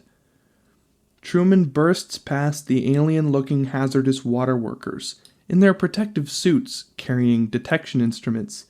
The workers give chase in their cumbersome suits, trying to cut off his path. Nearing the edge of the forest, Truman hears the sounds of hammers and saws. Before he has time to see the source, he is tackled to the ground. As Seahaven police officers drag him away, one of the waste workers walks the remaining few yards, pushing aside a wall of tropical foliage. We now see what Truman was prevented from seeing. A Polynesian island is under construction by dozens of riggers, painters, and set decorators. Large cranes are lifting palm trees into place. A fake volcano is being tested in the distance, and rehearsals for a firewalking ceremony are underway, complete with hot coals, drummers and firewalkers in native dress. The wings and fuselage of an airliner are being constructed on a hydraulic gimbal. Leading into one side of the airliner is a covered walkway, emblazoned with a sign, Seahaven Island Departures. Emerging from the opposite side of the airliner is an old-fashioned airline stairway with a sign, Welcome to Fiji. At the foot of the steps, 2 women in Fijian dresses are being shown the correct way to present a floral lei. Did he see us? Waste worker into microphone. Negative. Meryl shows 2 Seahaven policemen out the back door of their house. Thank you. You're lucky he's not glowing, ma'am. Next time, we'll have to file charges. Meryl joins Truman at the kitchen table. Truman applauds ironically. Let me get you some help, Truman. You're not well. Ignoring her medical advice. Why do you want to have a child with me? You can't stand me. That's not true. Meryl picks up a package and holds it to the camera. Why don't I make you some of this mococo drink? All natural. Cocoa beans from the upper slopes of Mount Nicaragua. No artificial sweeteners. What the hell are you talking about? I've tasted other cocos. This is the best. Truman rises from the table and backs her around the room. What the hell has that got to do with anything? Tell me what's happening. Frightened, but remaining poised. You're having a nervous breakdown. That's what's happening. Truman backs her up against the kitchen bench. You're part of this, aren't you? Meryl grabs the chef's mate from the counter to protect herself. She points the potato peeler at him. Truman, you're scaring me. Truman looks into her eyes and with surprising swiftness grabs her wrist and disarms her. No, you're scaring me, Meryl. Truman grabs Meryl and turns the chef's mate on her. He stares wildly about him. Stop this now. I'll do it, I swear. Do something! Upon hearing her remark, Truman's eyes widen. Sensing that she too is addressing a third person, he jerks her head around to read her face. Wild-eyed. Who were you talking to? You're the one talking to the walls. No, you said do something. Who were you talking to? Tell me. Truman, stop it. Suddenly, the front door chimes. Right on time. Cops must be telepathic. Truman grabs his peeler and marches Meryl down the hall to the front door.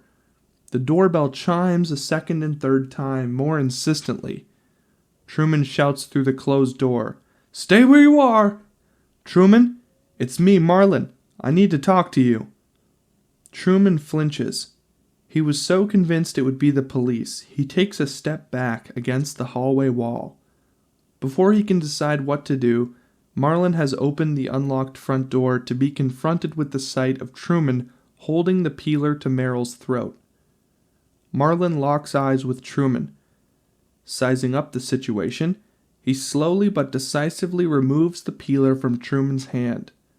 Meryl wrenches herself free from Truman now, limp grasp, and collapses into Marlon's arms, sobbing.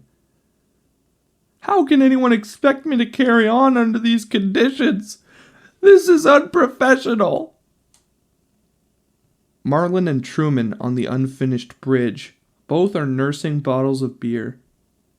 I don't know what to think, Marlon. Maybe I'm going out of my mind, but I get the feeling that the world revolves around me somehow. It's a lot of world for one man. You sure that's not wishful thinking? You wishing you'd made more of yourself? Christ, Truman, who hasn't sat on the John and had an imaginary interview on Seahaven tonight? Who hasn't wanted to be somebody? This is different. Everybody seems to be in on it. Marlon looks around as if drawing inspiration from somewhere in the night. True, we've known each other since before we were in long pants. The only way we ever made it through high school was cheating off each other's test papers. Jesus, they were identical. I always liked that because whatever the answer was... Truman chimes in, nodding fondly at the memory. We were right together and we were wrong together. The only night either of us ever spent in jail, we spent together. And I wet myself, but you never told anyone. I was the best man at your wedding, and my brother was best man at my wedding, and you didn't talk to me for a month over that. And I didn't blame you, because you've been more of a brother to me than he's ever been. Truman is slowly coming around. Marlon's speech from the heart is soothing away his pain. I know things haven't worked out for either of us like we used to sit up on Monroe Avenue all night and dream they would. We all let opportunities pass us by. None of us asked for the dance as often as we should. I know that feeling when it's like everything is slipping away and you don't want to believe it, so you look for answers someplace else, but, well, the point is, I would gladly step in front of traffic for you. In the control room, Christoff stares intently into camera, holding his distinctive earpiece to his head. Beside him, his ever-present assistant, Chloe. The last thing I'd ever do is lie to you. Marlon, staring into Truman's eyes. And the last thing I'd ever do is lie to you. Think about it, Truman. If everybody's in on it, I'd have to be in on it too. And I'm not in on it, because there is no it. So what are you saying, Marlon? The whole thing has been in my head? Not the whole thing, Truman. You were right about one thing. What's that? The thing that started all of this. Truman looks up in the direction of Marlon's gaze. A figure stands at the end of the freeway. A homeless man. It is his father, Kirk. Yes, he survived somehow. He's got quite a story to tell. Marlon helps Truman to his feet. Truman, still transfixed by the figure. Go to him. Christoff continues to direct the action from what is now revealed to be the control room of a television studio. Go wide. Light cam 8. In a wide shot from one of the streetlights lining the empty freeway, we see Truman walking towards his long-lost father.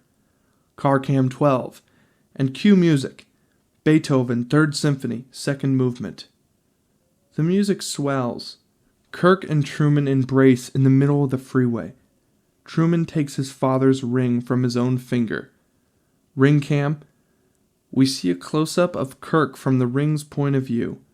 Truman places the ring in the palm of his father's hands. Button cam 3. We see a close-up of Truman from a camera on Kirk's coat. I never stop believing. Gazing at the ring, and then up to Truman's face. Thank you, my son. And wide. Simeon looks to his director. Close up? Staring intently at his monitor. No, hold up. The crew watches Kirk and Truman embrace. All those years wasted. We have a lot of years ahead. Christoff allows himself a smile of satisfaction. Fade up the music. Go in close. As a tight two-shot of father and son fill the screen, the orchestra swells with triumphant music. Father and son remain in the embrace. Over Truman's shoulder, we see a flash of guilt flicker across Marlon's face. Christoff, emotionally drained by the events, slumps in his chair. Chloe rests a supportive hand on his shoulder. The head of the network, Moses, a man in his 70s, enters with the young assistant, Roman, their faces full of admiration. Well done. Well done, everyone. A woman reclines on her bed in a bedroom somewhere, her back against the wall. Propped up on her knees is a book.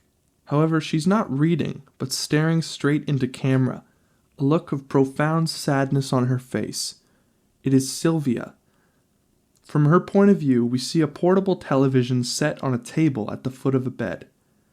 On the television is a live picture of Truman, the first time we've seen him on a television screen. He is sitting at his kitchen table, unaware of the camera recording him. The shot is static. He just sits there in silence, a steaming cup of cocoa in front of him and a plate of untouched cookies. At one point, the sponsor's border appears on the screen, tastefully framing the action with the message, Mo Coco, cocoa beans from the upper slopes of Mount Nicaragua. After several seconds, the border disappears.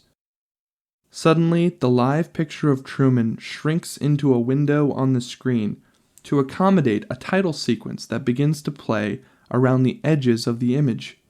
The Truman Show theme music begins. The camera cranes up and over the Hollywood sign, the flatlands of Burbank stretching into the distance. From the network that never sleeps, broadcasting live and unedited 24 hours a day, 7 days a week around the globe. During this continuous aerial shot, overlapping scenes from Truman's life appear in chronological order, from infancy to adolescence and finally adulthood. Photographs of leading cast members also appear in individual frames, with Hannah Gill as Meryl Burbank, Lois Coltrane as Marlon, Alanis Montclair as Mother, reintroducing Walter Moore as her husband Kirk. The music swells as the camera approaches a mammoth structure at the base of the mountains, a dome so vast it dwarfs everything around it. At the top of the dome is a huge painting of Truman's face, encircled by satellite dishes. Inside each dish is a single letter spelling out The Truman Show. A banner proclaims 30th Great Year. And Truman Burbank as himself, taped in the world's largest studio. Of only 2 man-made structures visible from space, comes the longest-running documentary soap opera in history. Now, in its 30th great year, The Truman Show. The camera rushes toward the outside wall of the gigantic dome bathed in sunlight. When we emerge on the other side, it is night. The camera cranes up from a calm moonlit ocean to the night sky above. As we near the crescent-shaped moon, we discover that it is actually a window overlooking Seahaven. Standing in the crater window is the suited Christoff. The lunar studio. Pulling back from the window, we reveal an interviewer, mid-40s, conservative hair and suit. A large television shows a live picture of Truman, immersed in his book.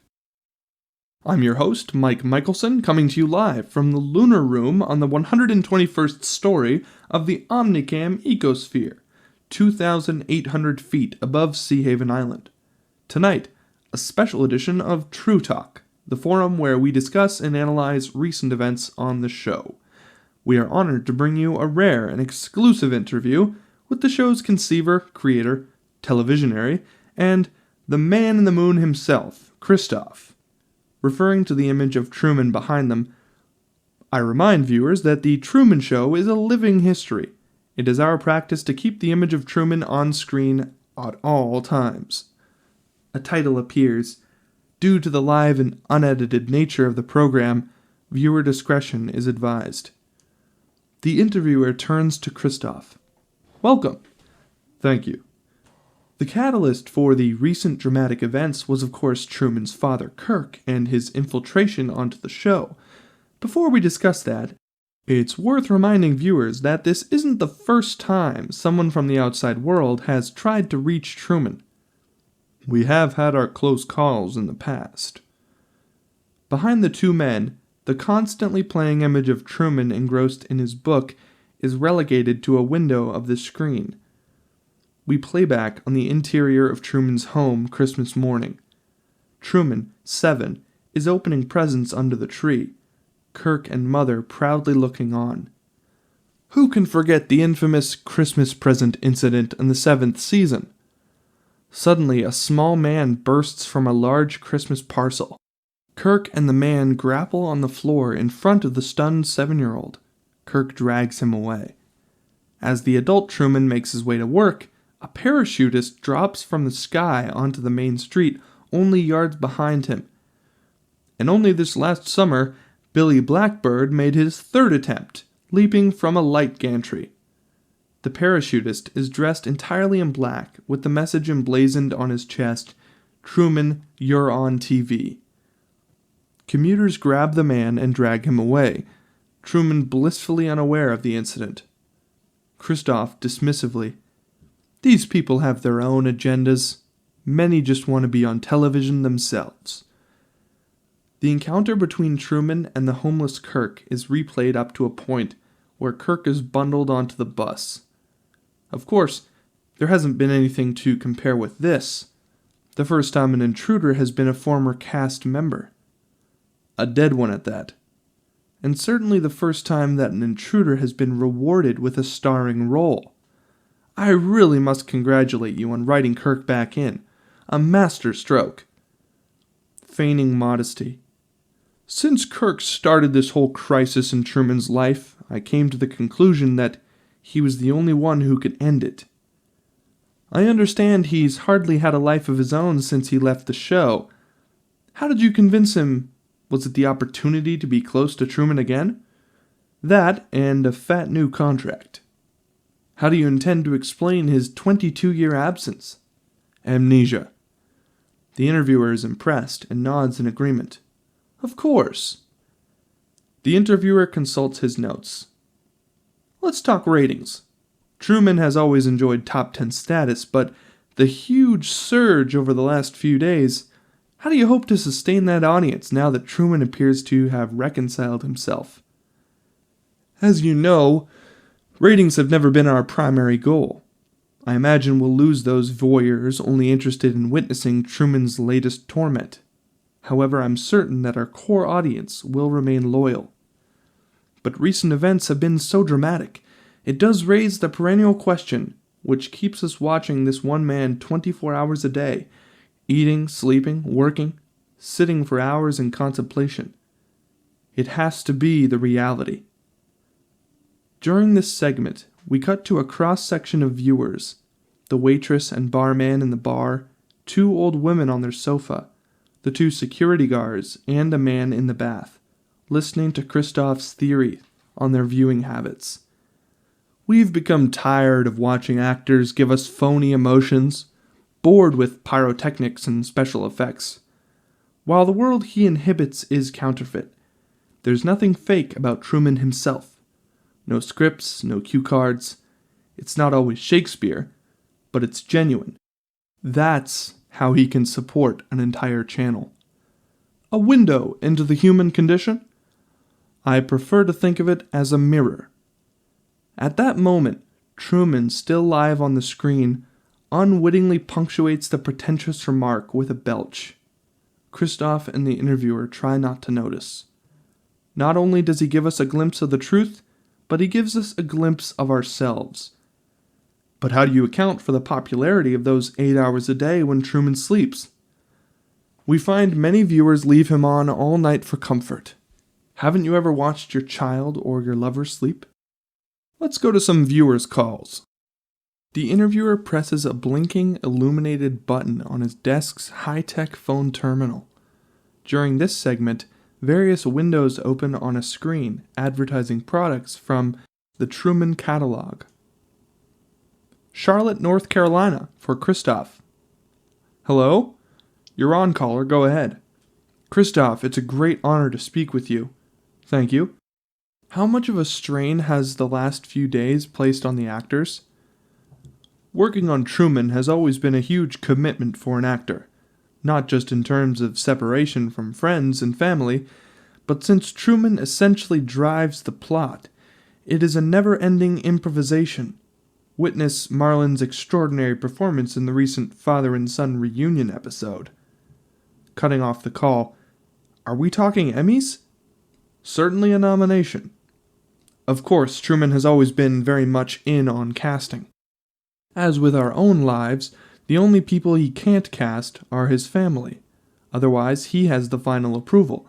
He's able to elevate an extra into a lead role, as was the case with his only real friend Marlon. Or, alternatively, relegate a star to a small player. Presenting another line, Istanbul, Turkey, you're on with master videographer Christoff. Christoff, I've admired your work my whole life, although I can't say I've seen it all. Who can? Can you settle an argument for me? What's the longest time Truman has been off camera? A trace of pride in Christoff's voice. In his entire life, 42 minutes. A technical fault in the 12th season accounts for most of that time. The remainder generally results from blind spots in the early days when Truman would stay out of range of our cameras. We should remind viewers that Truman, especially as a child, presented a challenge for the production. Christoff turns to the screen. Let me demonstrate some examples. Footage of Truman as a baby appears on screen, as a newborn infant held in a pair of anonymous latex glove hands, and as a toddler dressed in various baby outfits. On one occasion, looking through the bars of his crib.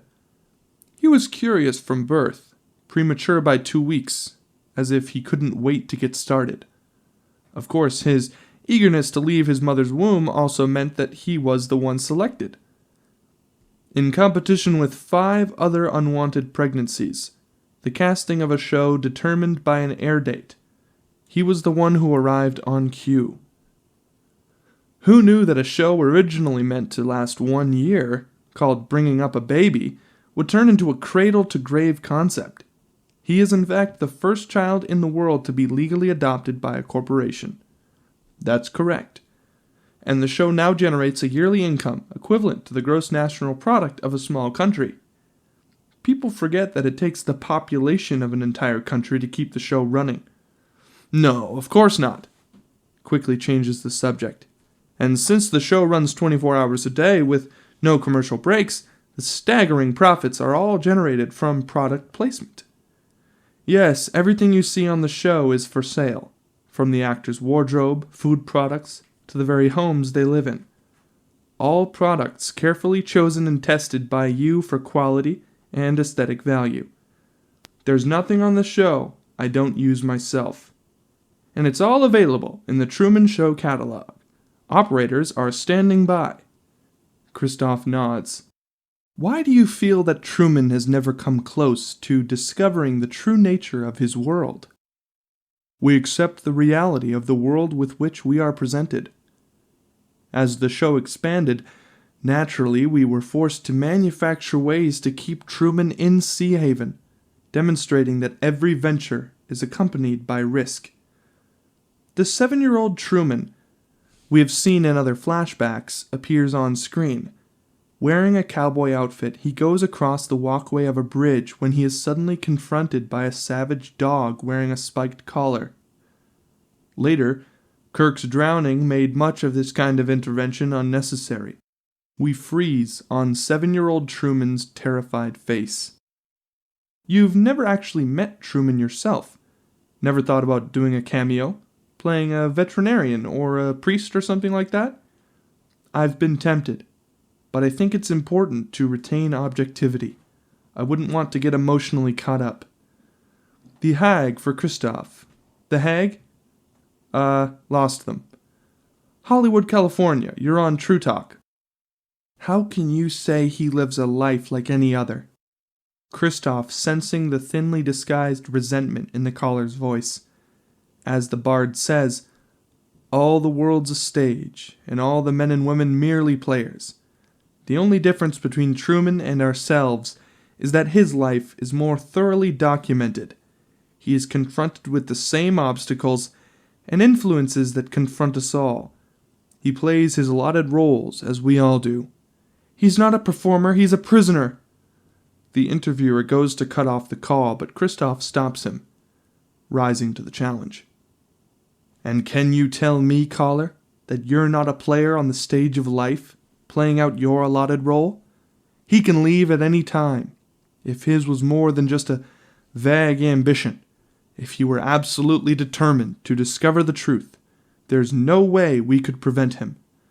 I think what distresses you, caller, is that ultimately Truman prefers the comfort of his cell, as you call it. As if trying to convince herself and giving herself away.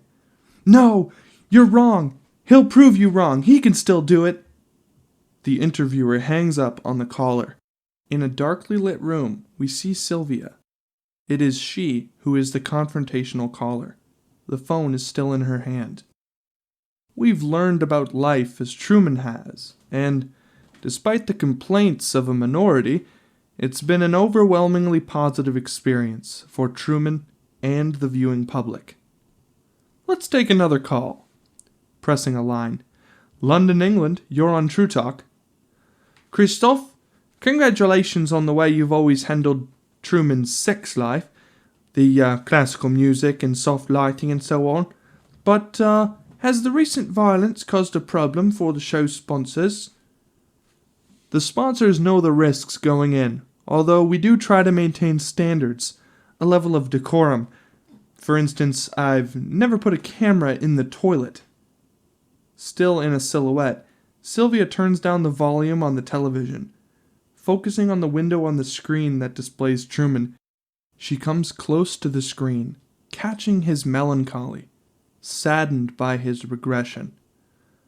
Truman breathes in the scent of Sylvia's sweater in his basement one last time before reluctantly replacing it in the trunk, together with his book, To the Ends of the Earth, The Age of Exploration. For a final time, he regards his unfinished picture of Sylvia inside, 2 holes where the eyes should be. As he does, he finds 2 lost paper cuttings, a pair of eyes on the basement floor. He tries them. Ironically, they fit. The picture is complete. He closes the trunk anyway. With a sense of finality, he fastens the lock. In the control room, a giant on-air monitor plays a close-up shot of Truman sleeping. Christoff comes close to the monitor and almost touches the screen. As he does so, Truman twitches in his sleep. Truman wipes the mist from the mirror of the bathroom cabinet and stares into it in a way he has never done before. We close up on the giant on-air monitor in the control room. It displays a wide shot of Truman staring into the bathroom mirror. We slowly pull back to reveal Simeon and other video operators sitting at the mixing desks arranged in tiers, reminiscent of an auditorium or NASA's mission control. Each mixing desk contains a dozen or so built-in monitors. It's designed with a location such as Truman's house interior, Truman's office, cubicle, Tyrone's deli. The operator at each desk, sitting in a swivel chair, wearing the slimmest of headsets, is responsible for monitoring a particular location. The monitor covers virtually every facet of Truman's life. Camera angles from the interior of Truman's house, his backyard, car, office, the deli he frequents, the seashore to which he is drawn, the unfinished bridge where he golfs with Marlon. Many of the locations strangely devoid of people. Simeon, sitting in the front row of mixing desks, stares back at Truman's image on the monitor, slightly unnerved. Simeon to a nearby colleague. Is he looking at us? As if to reassure the technician, Truman begins one of his familiar monologues. He talks to the mirror as if being interviewed. What are my plans now? Well, next I'm thinking of tackling the Yuba River in an authentic canoe from the Algonquin tribe. I'm talking about the North Fork, a Class 5 rapid. Only I'm not going down the Yuba, I'm going up. Do you honestly think for 1 minute I'd go to some dreary office to rubber stamp meaningless documents? Truman, you're going to be late. Truman sighs as he exits the bathroom. Truman exchanges a cheery greeting with Spencer. How are you, Truman? Inhale, exhale. Same old thing. He waves to the Washingtons across the street. He pets Pluto the dog. Back at work at the insurance company, Truman sits at his cubicle, making more of his cold calls. A 42-year-old woman sitting in second row at an amateur production of Hamlet. The dagger slips from his hand and flies into the audience. A young woman carrying a stack of files catches Truman's eye as she passes. Vivian. She is faintly reminiscent of Sylvia at the same age, even wearing a similar sweater. Truman returns to his call. What I'm saying is, life is a fragile thing. Hello? Hello? Truman wheels his lawnmower, deliberately averting his eyes from the back of the house. Staring out of the kitchen window, a tall glass of iced tea in her hand, Meryl has been anticipating her husband's appearance. She wears a neck brace. We sense more as a reminder to Truman than for any medical benefit that she might derive. Feeling Meryl's eyes burning into his back, Truman fires up the mower and heads directly towards the symbolically uncut section of grass. We follow on the errant blades of grass as they are severed by the mower, the new elk rotary. The lawn is now uniformly trimmed, Truman's final act of defiance laid to rest. Christoff stands at a large specially screened window, silhouetted against the twinkling stars and full moon of a hyper-real night sky. Members of the cast enter the room, principal characters in Truman's life: Meryl, Marlon, Mother, Kirk, Tyrone, Lawrence, and the new actress, Vivian. They take their places around a long oval table for a story conference, Vivian slightly apart from the rest of the cast. We glimpse over Christoff's shoulder at what he sees, the town of Seahaven far below, bathed in moonlight. He comes out of his reverie and joins his cast, sitting at the head of the table. In front of him, a TV tablet plays silently, showing Truman drinking a glass of milk in his kitchen. Christoff to the assembled cast. "First of all, I'd like to welcome Walter back onto the show." He nods in Kirk's direction. "You may have done us more of a favor than you ever imagined." He turns to Meryl, using her real name.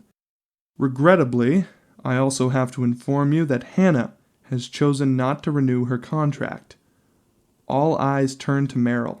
She looks at the floor. "I'm sure we can all respect her reasons." Meryl receives a sympathetic squeeze of the hand from her co-star Marlon, now out of wardrobe, wearing an Armani suit. "As you all know, we have already begun orchestrating her breakup from Truman. However, on a more optimistic note, I'm pleased to announce that television's first on-air conception will still take place. You witnessed the initial contact this morning." Glancing to Vivian, once again using her real name. "You all know Claudia from her work in theater." "I loved your Ophelia." "Why, thank you." The rest of the cast nod politely in Claudia's direction. Chloe passes out a bound document to each cast member. Referring to the documents, "This is a copy of Claudia's backstory. Her character's name is Vivian." The cast idly flips through the documents, prominently stamped on the cover, "Not to be taken on set." "We intend to entice Truman into the affair as soon as possible. Claudia will make a pass at the insurance seminar Truman is attending. Details are in your schedules. I don't have to tell you how critical the next few weeks will be. This takes us into the next generation. When Truman's child is born, the network will be switching to a 2-channel format to chronicle both lives. What happens when Truman and the baby are both on camera together? There will simply be duplicate coverage." Mischievous. "Let's hope we don't have twins." Uncharacteristically flippant.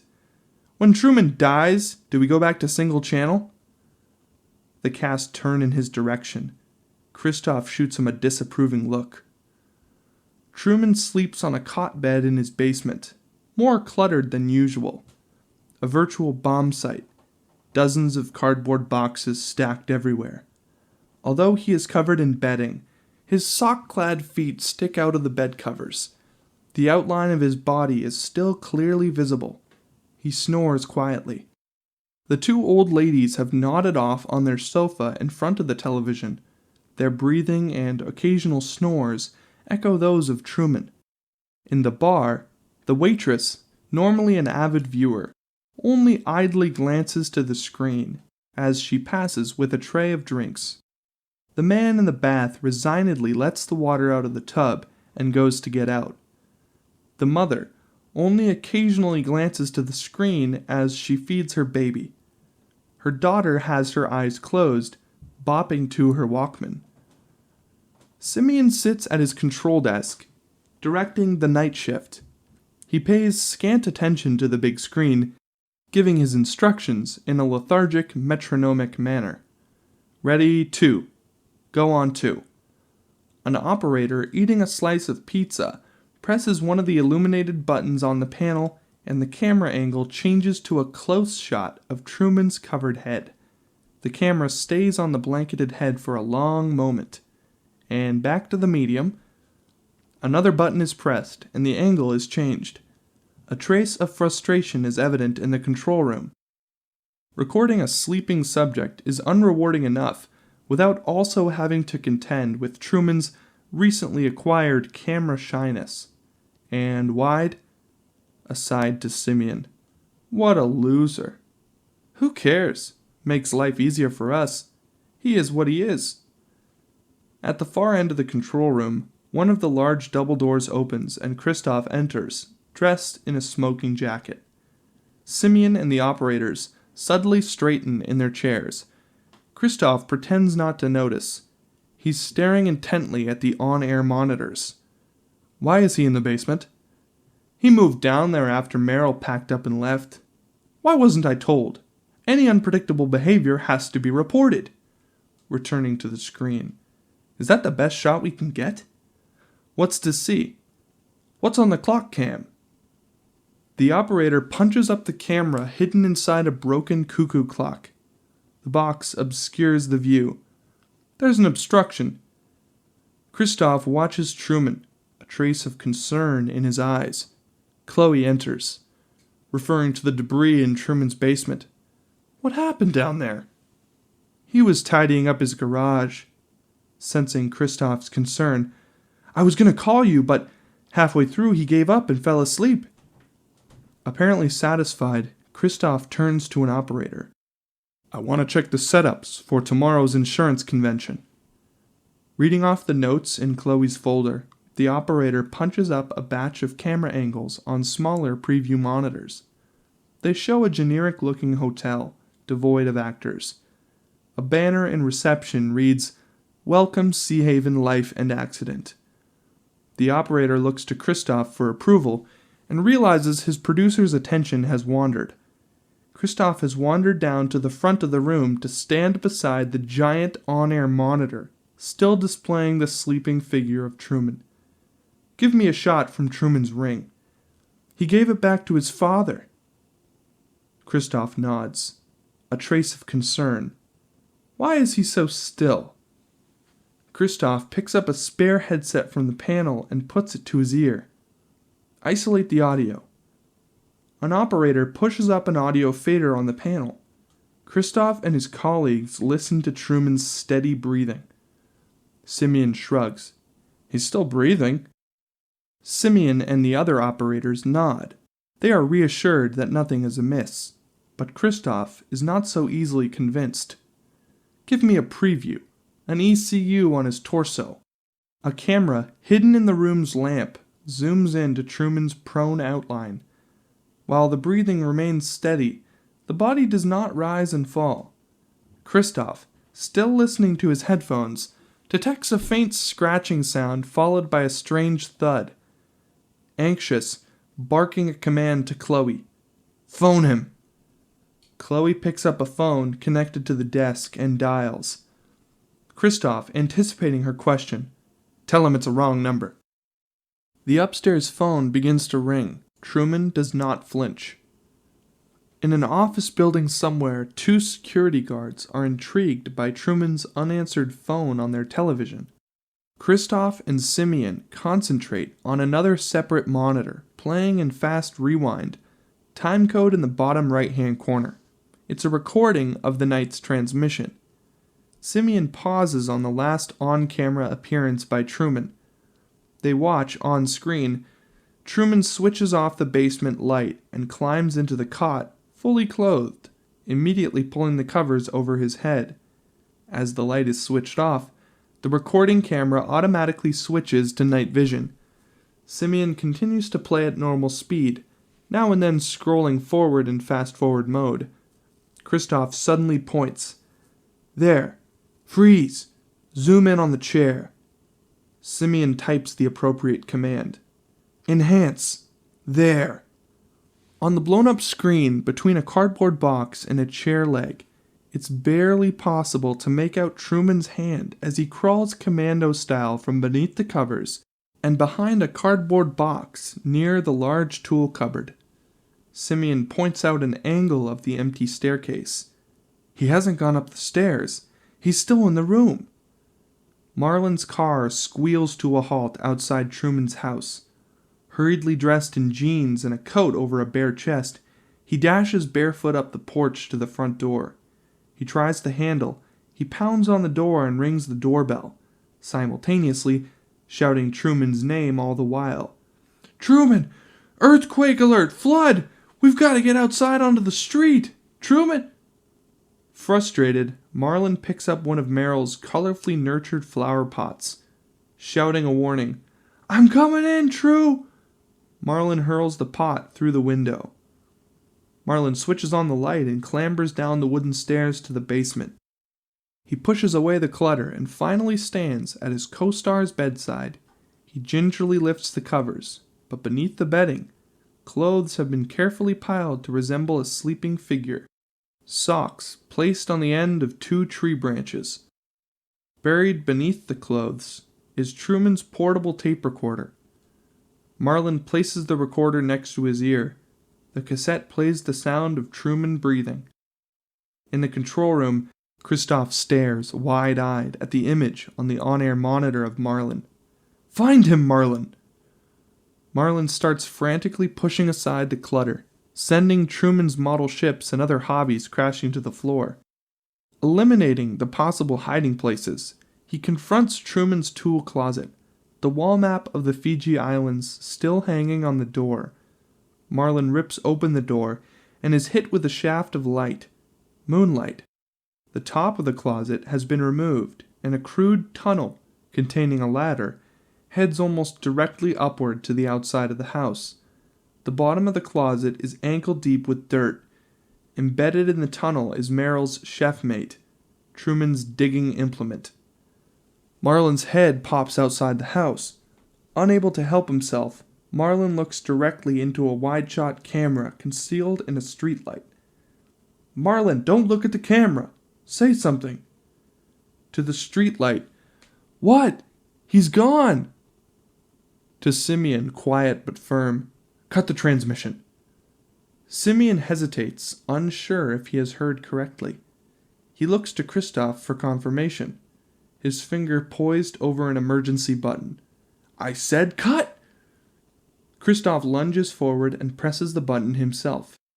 The scene in Truman's bedroom playing the on-air monitor is abruptly replaced by the Truman logo and the message, "Technical fault, please stand by." The 2 old women on the sofa are stunned to see their TV screen go blank. Heads turn in the bar, permanently tuned to the Truman channel. The other loyal viewer transfixed by this test card is Sylvia, alone in her darkened apartment. Reminiscent of a military headquarters in wartime, the control room is a scene of barely controlled panic. Security guards come and go. Phones ring, lights flash. Every available video mixer is working. The monitors, the eyes of the searchers, are systematically scrutinized for any sign of Truman. Christoff orchestrates operations from his position at the center of the control panel. "We've declared a curfew. Anyone else is at first positions." "All prop cars accounted for?" "He has to be on foot. He's the world's most recognizable face. He can't disappear." We pan down one empty street after another. The town center is totally, eerily deserted. Suddenly, a line of people come around the corner and fan out across the street. A manhunt. People of every description, shoulder to shoulder, marching down the otherwise empty streets. The way a search is conducted at a crime scene. The lines include principals and extras, lined arm in arm, wardrobe of their usual roles as secretaries, executives, store clerks, telephonists, maintenance and construction workers, waiters and waitresses, cooks, shoppers, health workers, security guards, postal workers, police officers, firefighters, and homeless people. We occasionally glimpse Truman's friends and colleagues amongst the searchers: Marlon, Lawrence, Mother and Kirk, Vivian and Tyrone. Even the Washingtons and Spencer and Pluto have joined the search. A snarling Pluto straining at the leash has now assumed the role of tracker dog. Truman's pajamas waved in front of his nose, clearly miscast as the friendly neighborhood pooch. Searchlights from Seahaven's many towers sweep the town. Once the light falls on a blackened face cowering in the bushes beside a picket fence, the fence now faintly reminiscent of prison bars. Even the beam of full moon appears to be sweeping the town like searchlights. Barriers have been erected at the bridge leading out of Seahaven, guarded by several Seahaven police cars. An extra, dressed as a derelict, wheels his shopping cart toward the bridge. The derelict takes a look along the walkway alongside the bridge, as if participating in the search. He finds a police officer standing on the walkway. "Any sign of him?" "Not yet." "Take it easy." A video operator in the 6th row watches the scene on one of his monitors. The derelict standing with his back to the camera. Just as the derelict turns toward the camera, the operator takes a sip of his coffee and looks away. He misses what we see on his monitor. Truman is the derelict with the blackened face. The disguised Truman heads back to town. Christoff turns to a lighting technician. "We need more light." A building-to-building, floor-to-floor, office-to-office search is also being conducted, each structure secured as they go, the searchers paying special attention to potential blind spots, such as closets, dumpsters, manholes, sewers, car trunks, trees, and shrubbery. We focus on one of the waves of searchers. Truman has linked arms in the middle of a row, his disguise still holding up. Christoff glances impatiently at his watch. "We'll never find him like this. What time is it?" Chloe, anticipating the request. "It's too early." "It doesn't matter. Cue the sun."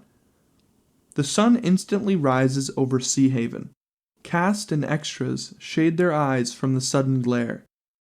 While his colleagues monitor the banks of screens, Christoff has been joined by the two anxious studio executives, Moses and Roman. To Christoff, who is still studying the faces in the row of searchers, "Rumors are circulating that he's dead. The media is in a feeding frenzy. The phone lines are jammed. Every network has pirated shots of Marlon in the closet." Roman is pacing nervously. "The sponsors are threatening to rip up their contracts." Christoff, unconcerned, referring to the static standby graphic, now accompanied by soothing classical music. "Why? We're getting higher ratings for that graphic than any time in the show's history." The television above the bar carries the test card. Patrons animatedly discuss Truman's fate over their drinks. Some place bets on Truman's fate. A crowd of passerby in an electronics store hover around a display of televisions in the window, awaiting developments. The fan of extras reach the harbor and automatically turn to make another sweep. Referring to the empty streets, "When we flush him out, how do we explain this?"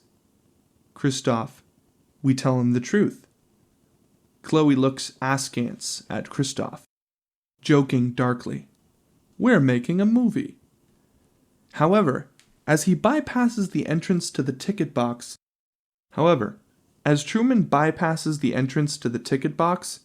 he wasn't bargaining on coming face to face with another straggler. Marlon. Truman freezes in front of his childhood companion. Marlon instantly sees through his homeless disguise. Truman glances nervously in the direction of the searchers. Their backs to the two men, they are beginning their next sweep. One shout from Marlon will give Truman away. He is at Marlon's mercy.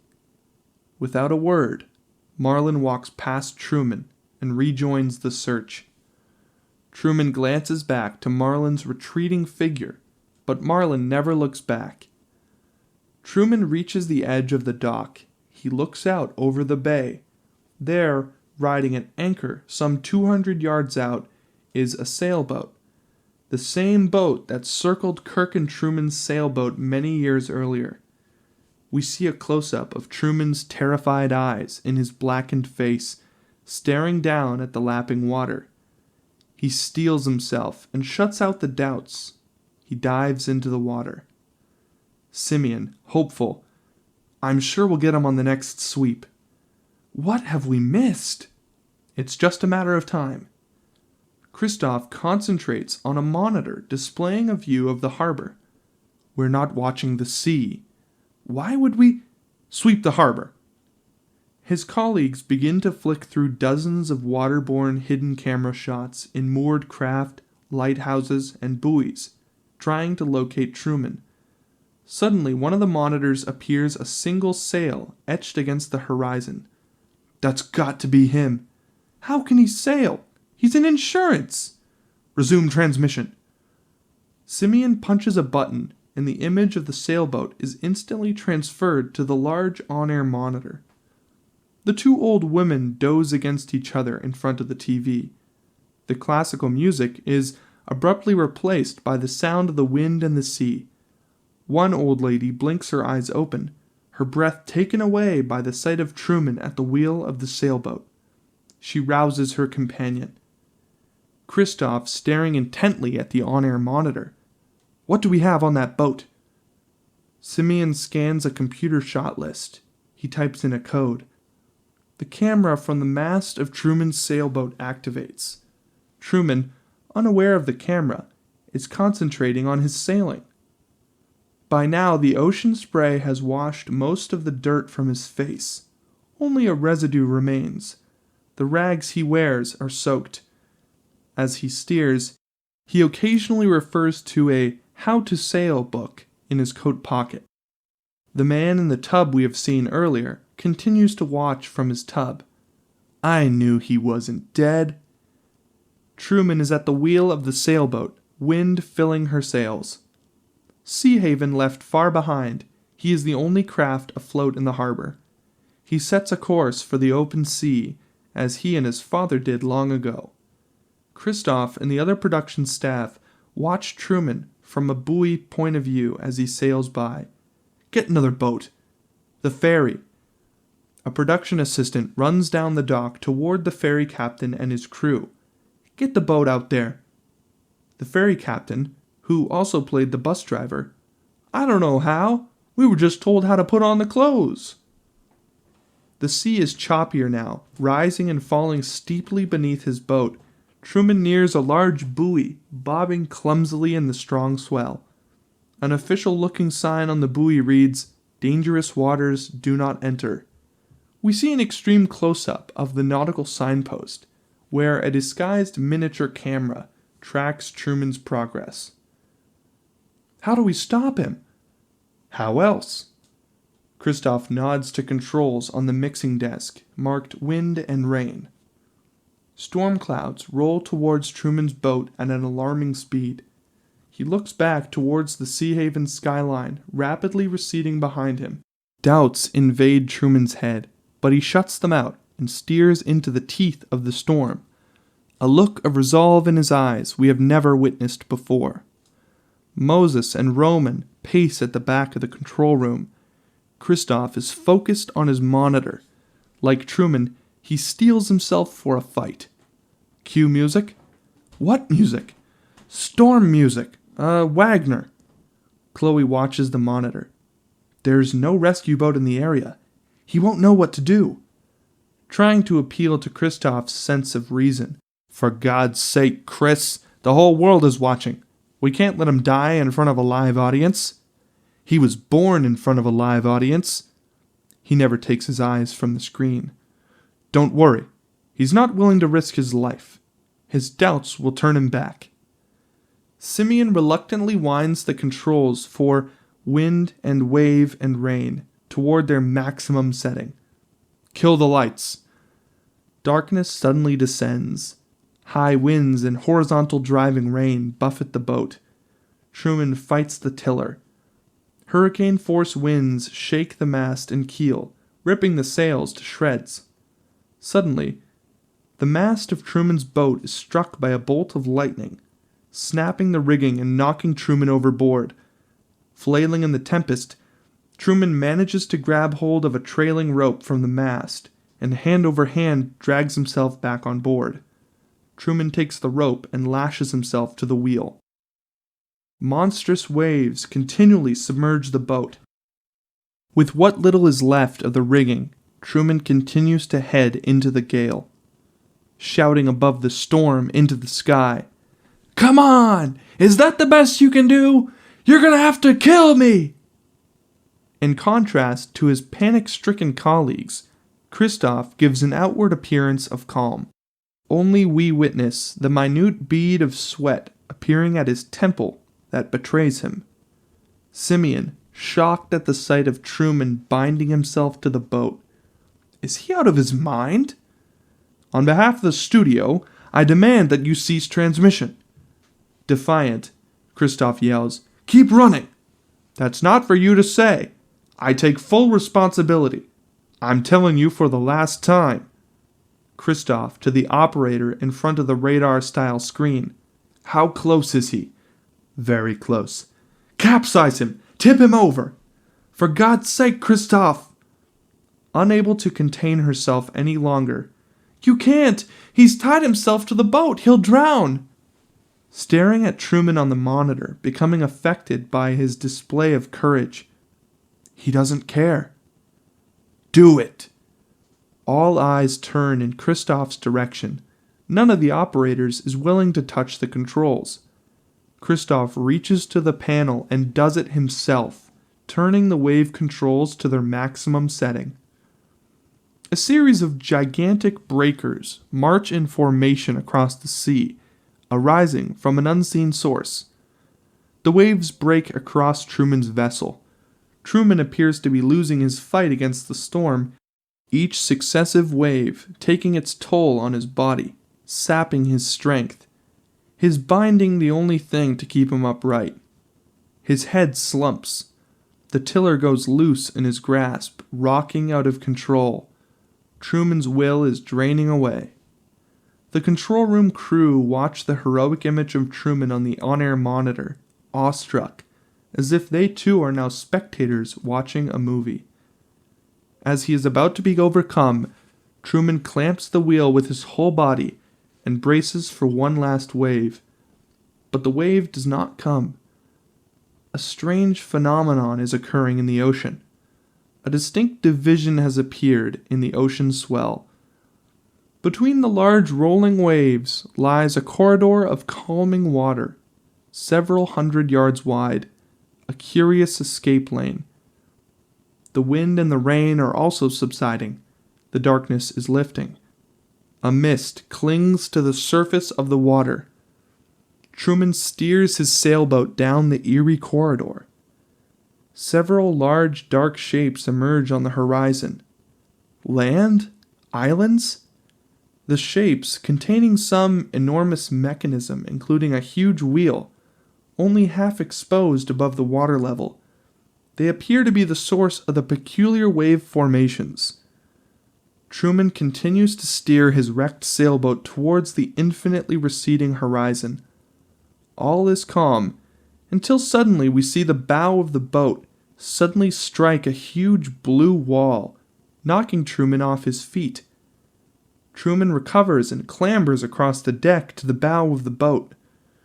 Looming above him, out of the sea, is a cyclorama of colossal dimensions. The sky he has been sailing towards is nothing but a painted backdrop. Truman looks upward, straining his eyes to see the top of the sky, but it curves away at a steep angle beyond his sight. Clinging to the boat with one hand, he tentatively reaches out toward the painted cyclorama. He touches the sky.